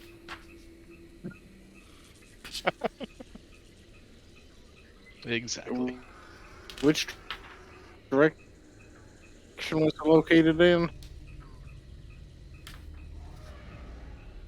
Was it like it was in the on trees. the ground up to the trees? Oh. Yeah, it was in the trees, man. I don't know. It's probably a monkey. Boy, did you think it looked like Banth? It doesn't look like Banth. I thought it was like a human, like myself, in a seam, in a cloak, hopping from tree to tree.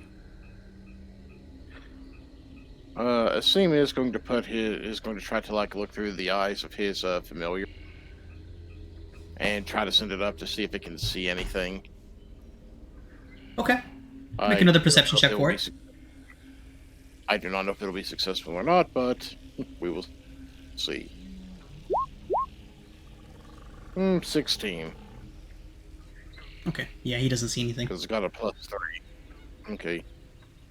As he goes back to himself and says, well, I do not doubt that you saw something, but whatever it is, I'm not able to currently perceive it.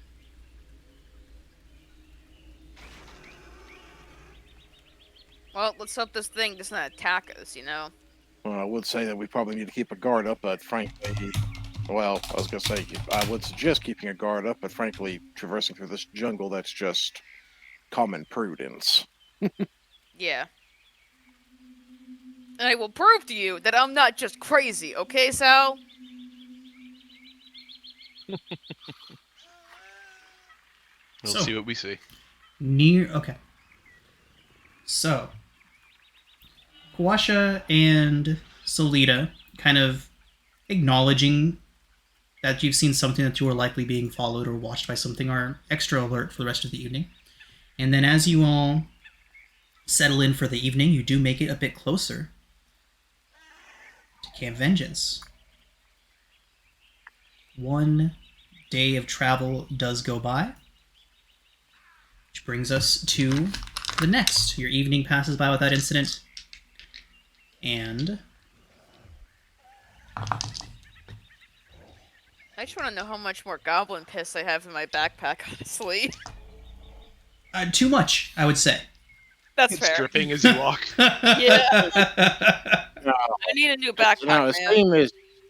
Asim is just shaking his head at Ross Rod Ross. yeah, Rod Moss, blah. Because Bamf shook this in a day, and the tough barbarian is still just lingering on. You critically failed your constitution save, man. I don't know what to tell you.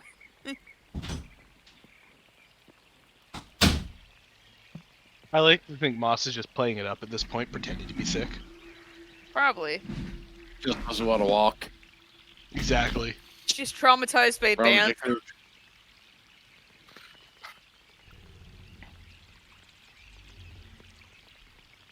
Okay.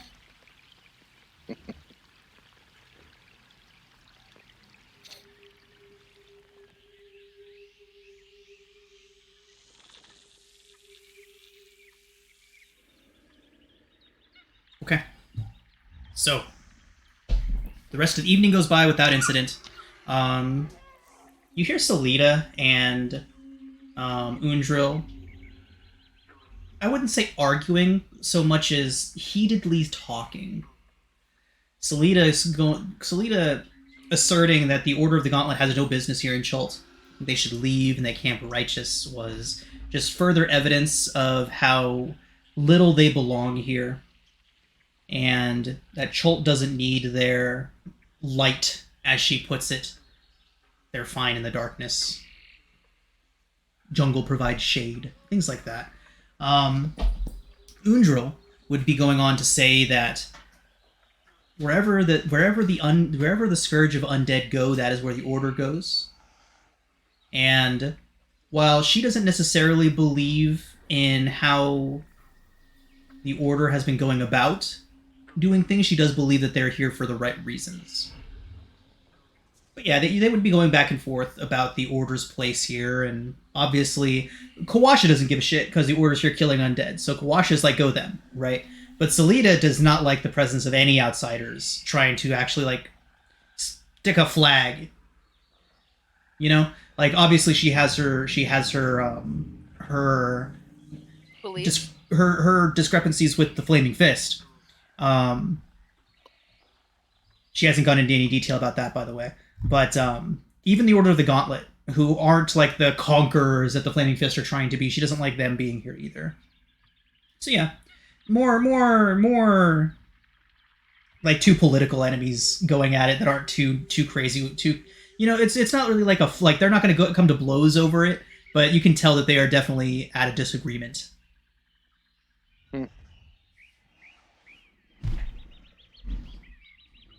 Well, that is understandable. Yeah, they both have their points. Yeah. I mean, are we really that much better wandering around looting? True.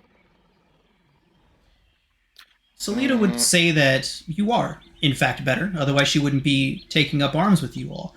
She says that while you are going into the jungle and taking things that have been long forgotten and nobody is going to miss, at least you're not claiming that you own the land you've taken it from.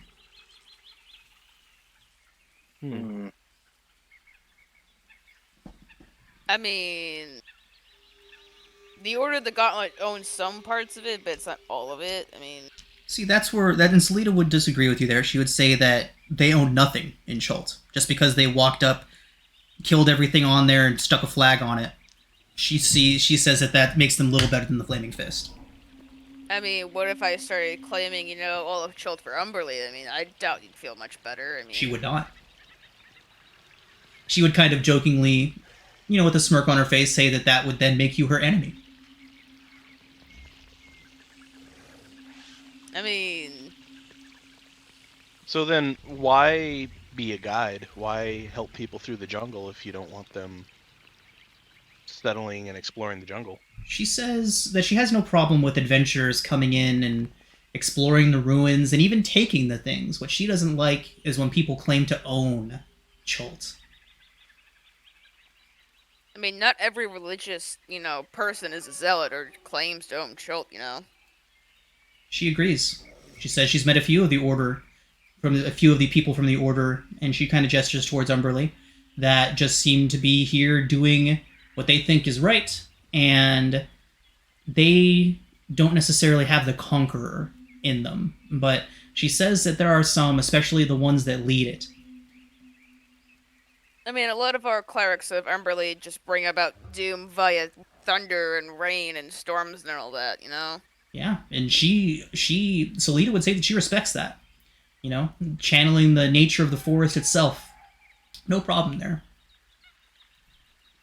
I mean, Yeah, but it's ultimately, always hard to, look after people who have lost others in sea, so.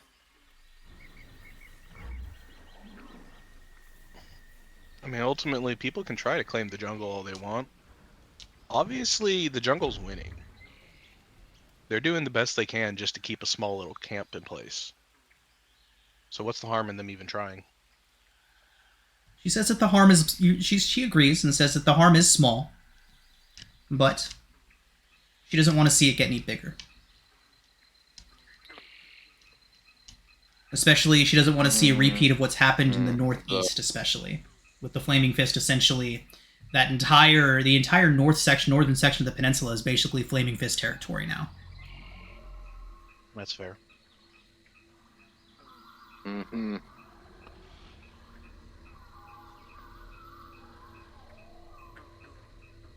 So with that, now, the rest of your evening does pass without incident. That is until you get to the following morning. Following morning, everybody is getting up and waking. You see Salida. Not Salida. You see Undril. Standing maybe 10, 15 feet away from the camp. No armor. All of her weapons are left behind. She seems unresponsive, standing about 10 feet away from where you set up camp. Her boots and shoes left behind. She's walking barefoot. Can I do an insight check on Undril? Back to you all, yes. She seems unsteady on her feet. You can see her kind of swaying, which is odd, considering how assuredly she always holds herself. She's always very, very straight-backed, very to the point.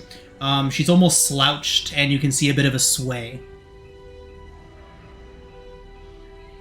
I'm gonna run up to Undril and see what's going on. As you run up, she seems to kind of come to a little bit, and she turns towards you. And you can see, now that she's not wearing her armor and most of her tunic and things are kind of rolled up for sleeping, she is covered in insect bites. She turns towards you. I'm not feeling too well. And then she collapses. She didn't apply any of the salve or anything, did she? Oh, I gotta reduce that, actually. I just remembered. And then reduce rations as well, right?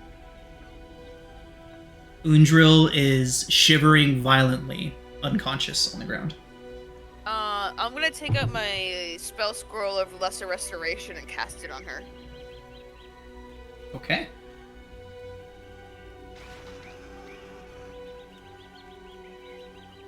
Spell scroll Lesser Resto? Yes.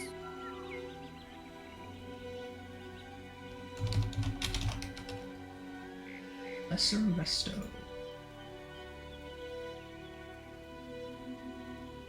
Okay, fantastic. So, leaning over her and performing your incantation, Vera, Undril does begin to open her eyes and blink. Some of the color returns to her face. The bug bites and the stings are still there, of course, but she does blink in some coherence. She says, "What's happened to me?" What were you stung by? This forest has been eating me alive since the day we left Port Nyanzaru. I figured it was normal.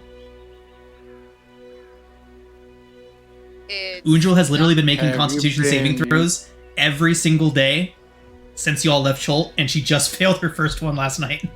What? Wow. Okay, you need to start applying some of this Albot. Here, I'm gonna throw Yourself. you this, and I'm gonna give her one of my gourds of insect repellent. Mm-hmm.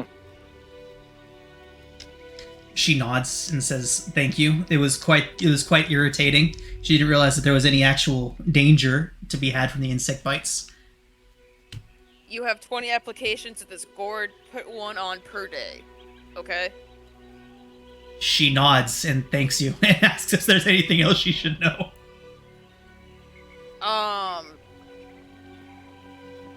Are you okay? Do I need to heal you? The resto will cure the sickness. Luckily, she hasn't taken a lot of damage yet, so that was the big thing with the shivering sickness. Your guides would inform you about what the shivering sickness is.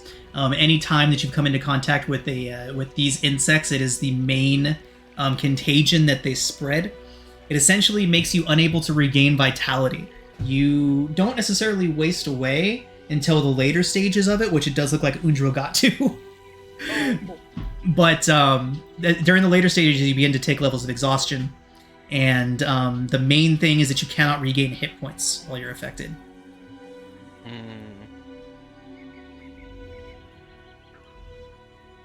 So yeah. So at this point, Salida and Kawasha would start going over the basics with Undril, and she would say that Undril would then say that if she does, she this is the first time that she's actually gotten kind of close to anything major happening to her.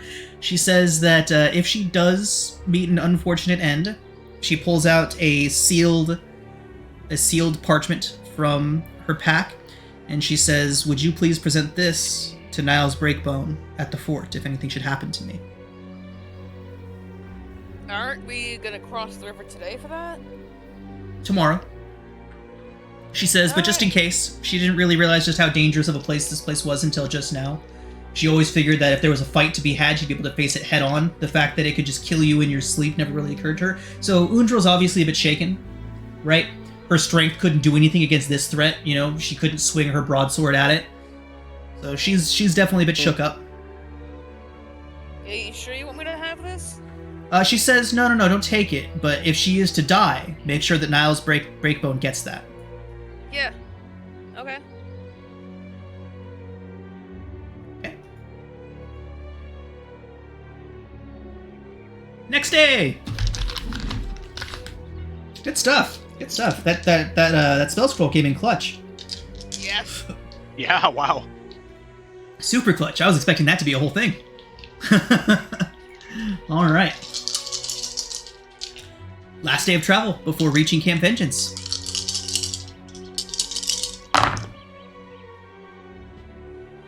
Oh my god. Okay. Once again, you all have awoke to the sounds of thunder, the smell of rain on the air, and on top of all of that, you can smell electricity.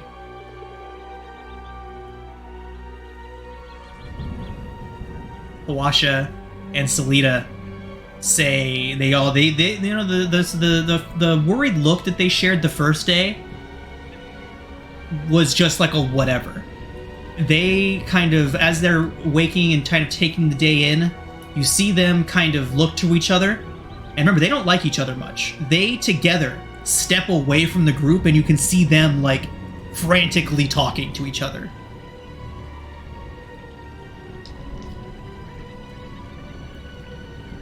Is everything okay? What's wrong? They look towards you and say, "We must reach the camp as soon as possible. There is no hiding from what's coming tonight. What? If we are in the jungle, off of high ground by nightfall. She looks up. The sky will drown us tonight.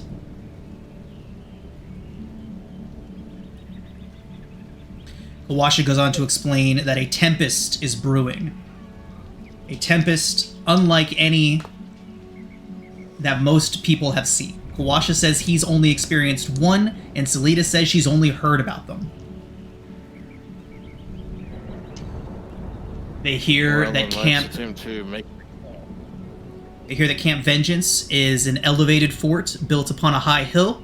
They say that unless anyone around here knows of any mountains that they can reach by nightfall, that you all need to reach the camp today, like within the next few hours. Let's move then.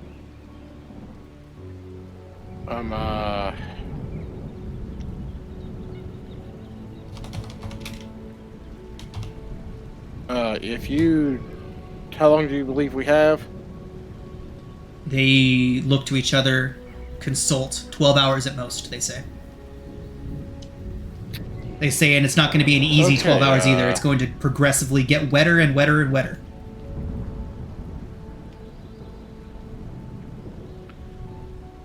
I have a method to potentially speed us up. They are all ears. It is a spell that has a duration for an hour. I can cast it ritually, and it can summon, well, spectral steeds for us to progress on. Basically, this thing. Okay. That's only one, though, isn't it? But the thing is I can use spell slot or two for a few that also ritually cast it a little bit, where at least speeds us up for an hour if we double up on them. That at least give us an hour where for something that I see what you're to saying. travel 10 miles in an hour, 13 miles at a fast pace, and that's better than we can walk on foot.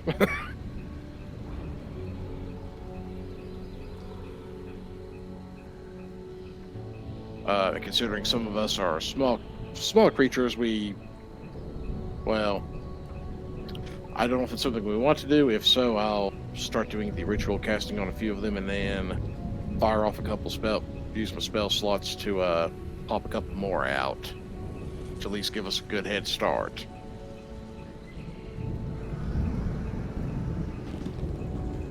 Okay. Assuming that's agreeable for everybody.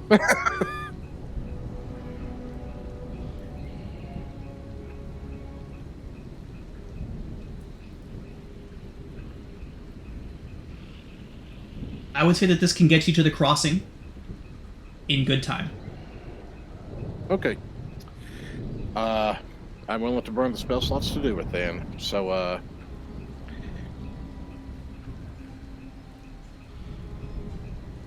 Right. We don't need to suss this out mechanically. You can get everybody there. You can get 13 miles at a fast pace. Okay, so you're basically gonna that it has a speed of 100 feet and you travel 10 miles in an hour, or 13. Okay, so you're gonna get everybody halfway there in an hour, is what you're telling me. Awesome. Yep. Sweet. Okay, fantastic. Yeah, Selita and Kawasha love this idea. Absolutely. So, that being said, you all cover a massive amount of distance very quickly. Asim, what does this look like, you doing this?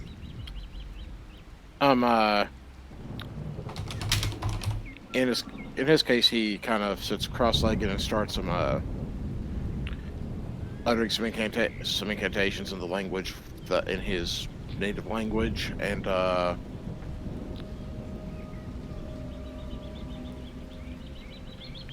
part of what he does is he gathers up some bone and tosses it out, and then what occurs is these spectral horses appear from there. Nice.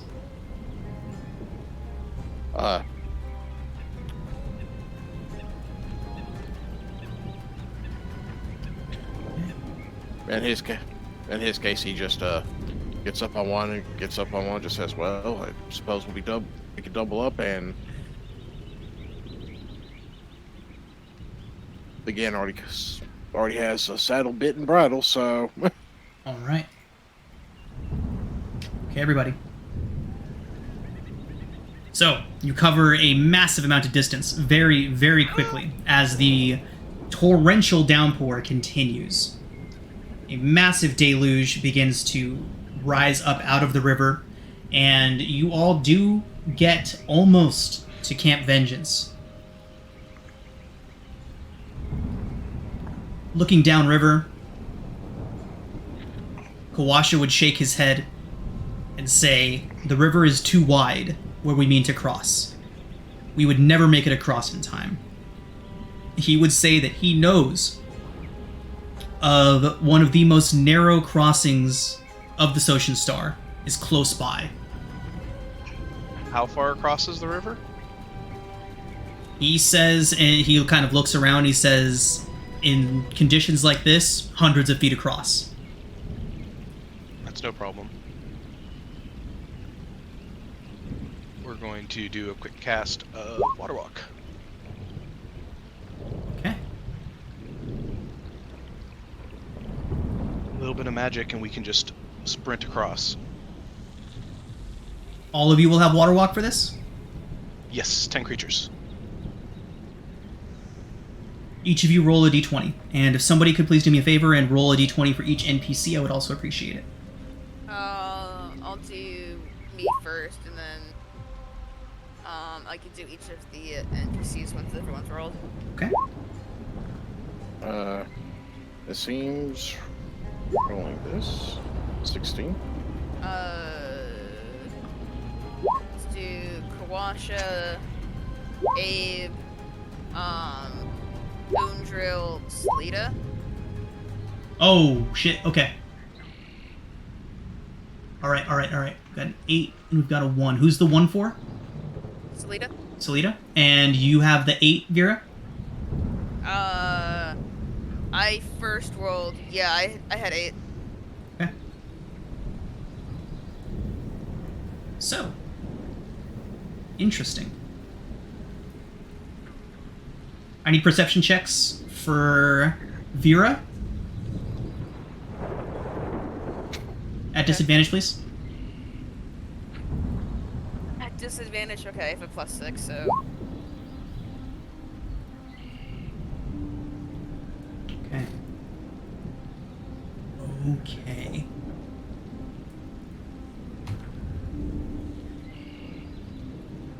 Vanth, with your passive perception of 17, as you all cross the river, you see a pair of eyes tracking Vera. A massive creature, a massive shadow in the water, moving almost serpentine. Dual ridges pop up out of the water along its back. Over 15 feet long, a giant crocodile stalks Vera. Vanth, you are the only one that has noticed this. Actually, I'm sorry, who has the second highest passive? Is anyone over 15? I have 16. 16. passive. At 17. Well, shit. Alright. Several of you notice you are being stalked by a pair of enormous crocodiles.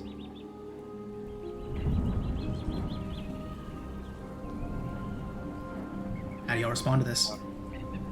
Yellow. Okay. We gotta run. You run? That's my 2 cents. I don't want to speak for everybody here. Yeah, I would probably run.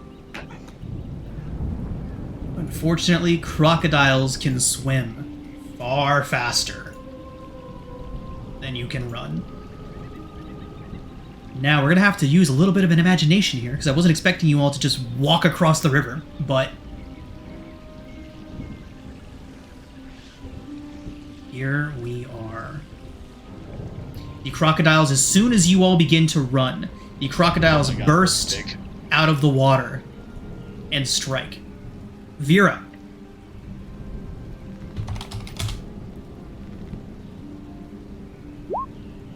Oh, you saw that. 12 to hit. I'm sure that misses.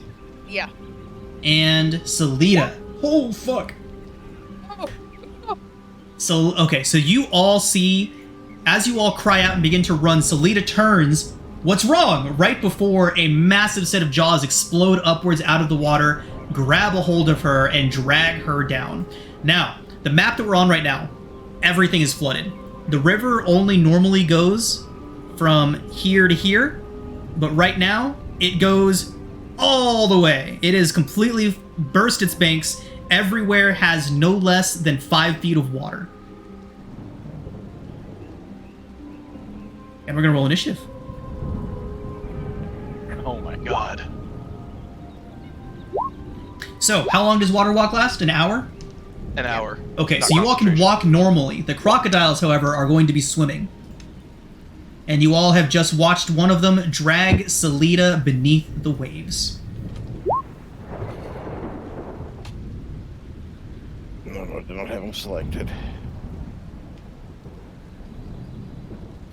Let me redo that and change my deal to the 16.16 I had. Yeah, this is not terrifying. This is bad.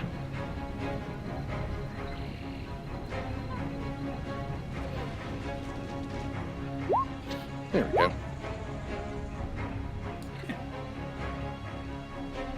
They did real bad on their initiative.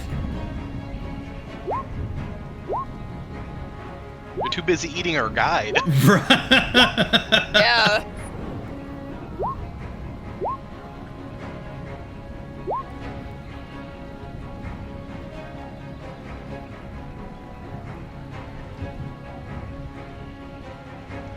Okay.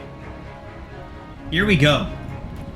Reaching the other side of the map, reaching all the way over here, is considered reaching dry land, but there is no guarantee the crocodile won't follow you, so do with that information what you will. Salazar. The left is dry? All the way to the left, yes. Okay. Let me just shift myself up to that space there. Oh, you know what? You're probably still marked as a drawing. Let me fix that. Yep. Oh, I am, yes. And that would mean Banth is, and so is Weed. Okay. That's better.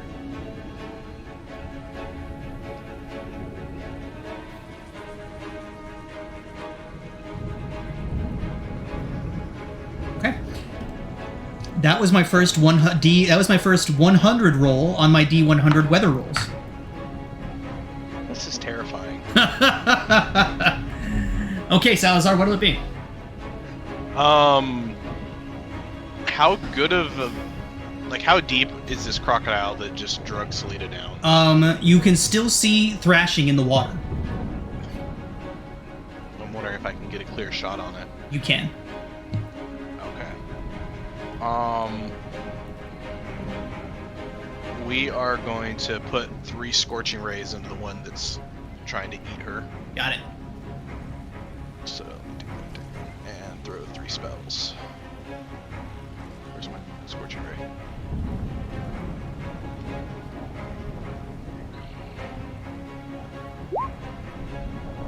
Nice. 17, 26, and 13. 17 and 26 hit.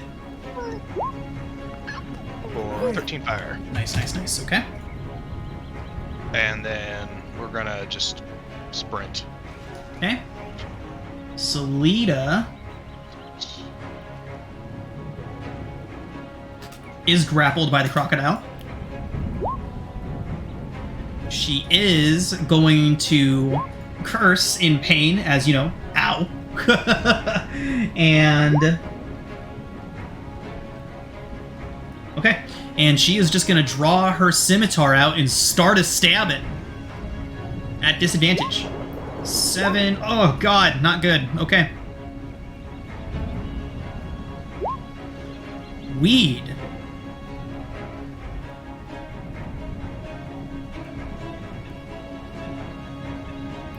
Weed. is going to... What is Weed going to do? This is not a time for Weed to hide. This is a time for Weed to shine. Come on, Weed.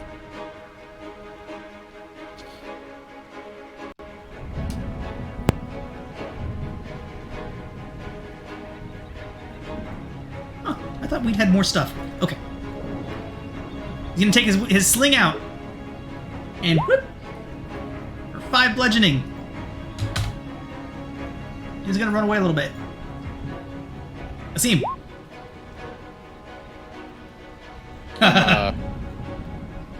Well, what Seam is going to do, considering how hard these things seem to bite, is utilize his form of dread for some temp HP. So D10 plus 5. 12, not bad. We've got a 13 and a nat 20 on their wisdom saves. So the one. No. He has to actually hit with. Understood. So we'll carry those wisdom saves over then. Yeah. And he's gonna just aim his beams at this one that is attacking Salida. Okay. And he's just gonna fire twice. 21 hits. 21 will hit. And it does fail the wisdom save.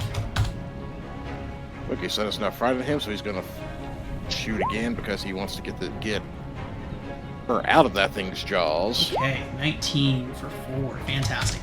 It does, in fact, drop Salida.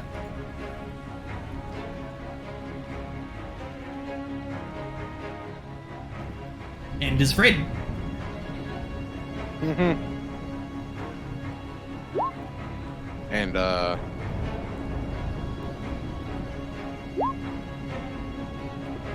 And he starts, folks hear him cursing out the children of Sobek and everything else, because 2 of the Forgotten Realms, if you look at the lore, so... Alright. But that is his turn, and the only thing he's going to do there, have his owl get beside Banth, and we'll make that square up there just to help in case something tries to get him. Okay. Alright, Banth. And it's his turn. Okay, so are there any trees at all like coming out of the water? Oh yeah. Or... Anywhere where you see a tree is a tree. Okay. So I guess I'm gonna climb up into a tree. Okay. So you can get 15 feet up the tree closest to you. Okay. Oh, you have a climb. Do you have a climb speed? Yes, I do. You can get all the way. You can use your whole movement. All right. And I will. Well, I don't want. I just want to get up high enough where maybe it can't reach me, and then take a shot at it with my short bow. Okay. And I'll shoot this one right in front of me. 16 hits, and you said you're shooting the one closest to you? Yes. Okay. Do they have advantage from help? Yeah, 25 would also hit. Banth, are you using your poison arrows? Yes, actually, I will take one out. So add a d8 to every strike.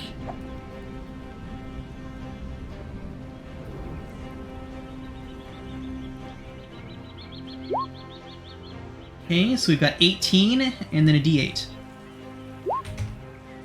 20 points. Good to good. Nice. Indeed. That's it. Alright, Vera. Alright, I am gonna move up to right here and I'm gonna do Spirit Guardians, because why not? I doubt he gets hit on the first time I cast it, but does he actually? Wait. Spirit Guardians? No, they have to start their turn there. Yeah, I figured. And then, yeah, I'm just gonna end my turn standing right there. Alright, I'll grab you a Spirit Guardians. It is smaller than that. Give me just a moment.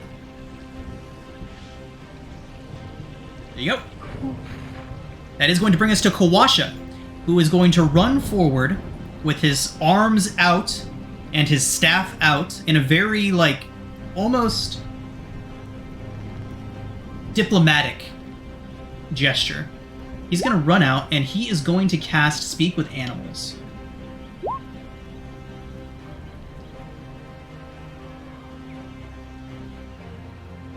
Okay. You hear him begin to speak in Chultan, shouting at these two beasts. No one speaks Chultan, right? No. Okay. No. No. We haven't been here long enough to learn it. He's gonna make a persuasion check. Ah! Damn. Okay. So I take it that they think this is similar to a, it's like if a hot dog started to try to converse with us. Alright. Something like that. Undril is up, and she is going to charge at this one up here. I don't think Kawasha knows just how poorly he did, so he's not gonna run away. Alright. Putting in the work. 24, 33 points Undril does. Ooh. Oh my. Her AC is like 12, but she can still hit hard as hell. Yeah. That does bring it to our crocodilian friends. Asim, this one is terrified of you, but super pissed at Kawasha now, who basically just insulted his mother in Chultan. So...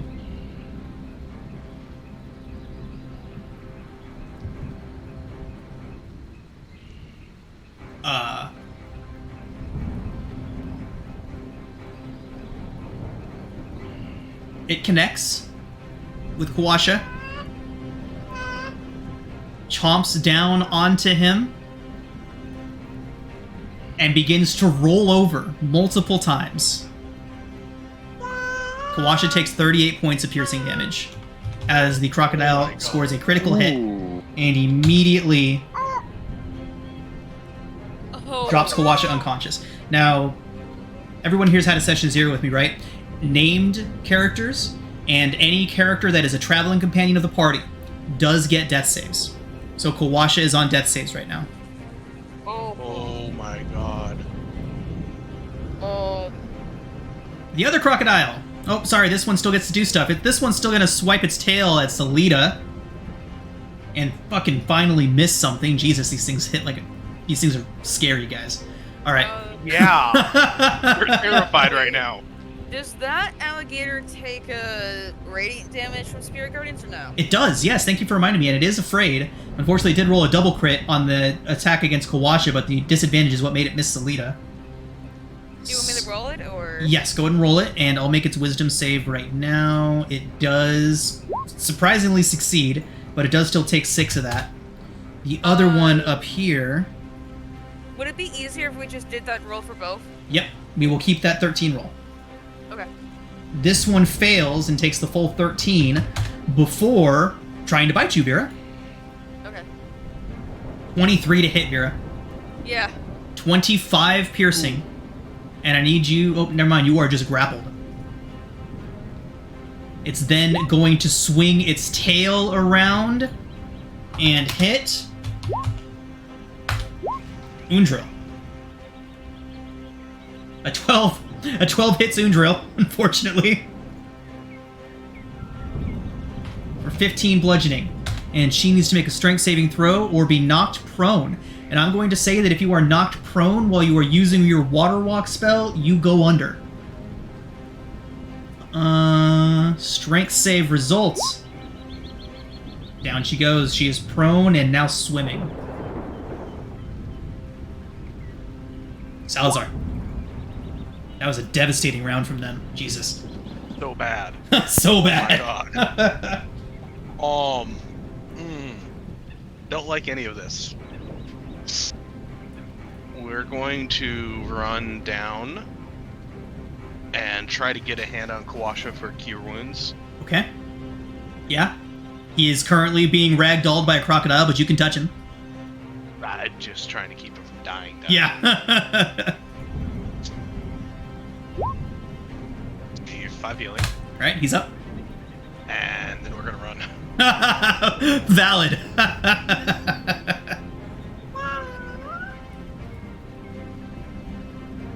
Get on to dry land, and then we can help from there. All right. Okay. Salita, seeing the dire situation.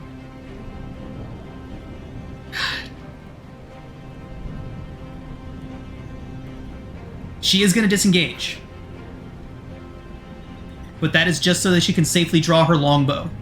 She turns and is obviously prepared to continue fighting, but she just needs to be able to do more damage. So she's going to disengage and take to the shore with Salazar and draw her shortbow. Weed is going to throw another sling at the crocodile that just ate his buddy. Hey, good job, Weed. Asim. Asim is going to have his owl do a flyby on this crocodile, the lower one. And he's going to just open fire on that one. Doing his best to try to drop one, so... 13 just hit. Oh, 13 misses. Damn. The owl did a flyby, so it'd be the 24 with Fantastic. help action. Good stuff. And you're going out. So, cool, I see it. It still, has to attempt to make that, saving throw. It does succeed this time. Well, we're going to do another shot at it then. I will take that sessional. 22 hits. Oh, low rolls. Damn. Yep. Still, at least it's doing something. And does it need to make that on every attack, or I think... Is it every hit? Or once per turn? No, once during each of your turns Got when it. you hit a creature with an attack. Okay. So... Okay, that is my turn. Okay. Well, actually, he is probably going to just a touch back this way to keep out of tail range. Okay. All right, Banth, up in your tree, watching your friends maneuver around on the surface of the water, some of them getting drenched, dragged down, and others fleeing to the safety of the shoreline. What do you do? Another short bow and poison arrow. Okay. At the one closest to you again? Yes. Okay, 15 hits. Fantastic. Banth, your shot goes down directly into the top of this thing's head. Vera, you can see it opening its maw, prepared to take another bite out of you. You actually see the arrow travel down through the soft palate and then down into the tongue. It kind of rocks a bit back and forth before sinking below the water. Nice shot. And that's me. Vera, you are no longer grappled. I'm just gonna give a thumbs up to Banth real quick. Move down here. I'll move here so I can get Spirit Guardians from the crocodile, and I'm gonna total dead it and hope that it doesn't. It does fail. Alright, so it's gonna be 2d12 on this thing, which is fantastic. Nice, good damage. Ooh. Huge nice roll. roll. Nice. Yeah, I'm just gonna stay there for my Spirit Guardians and then my turn. Okay. Kawasha. Kawasha is going to come to and look around and say something almost sorrowful in Cholton before casting Thunderwave.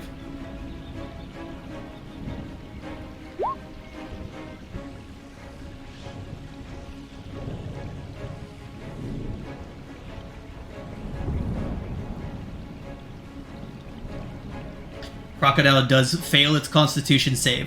And as the crocodile goes to take another massive bite of Kawasha, Kawasha throws his staff forward in a wide arc in front of him, sweeping it upwards and across, and you all hear a thunderous boom, matches with one of the lightning strikes that come down as the tempest continues to roar around you.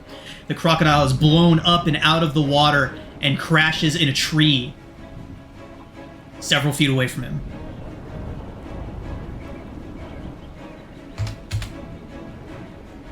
And we are out of initiative. Alright, time to go. Let's run.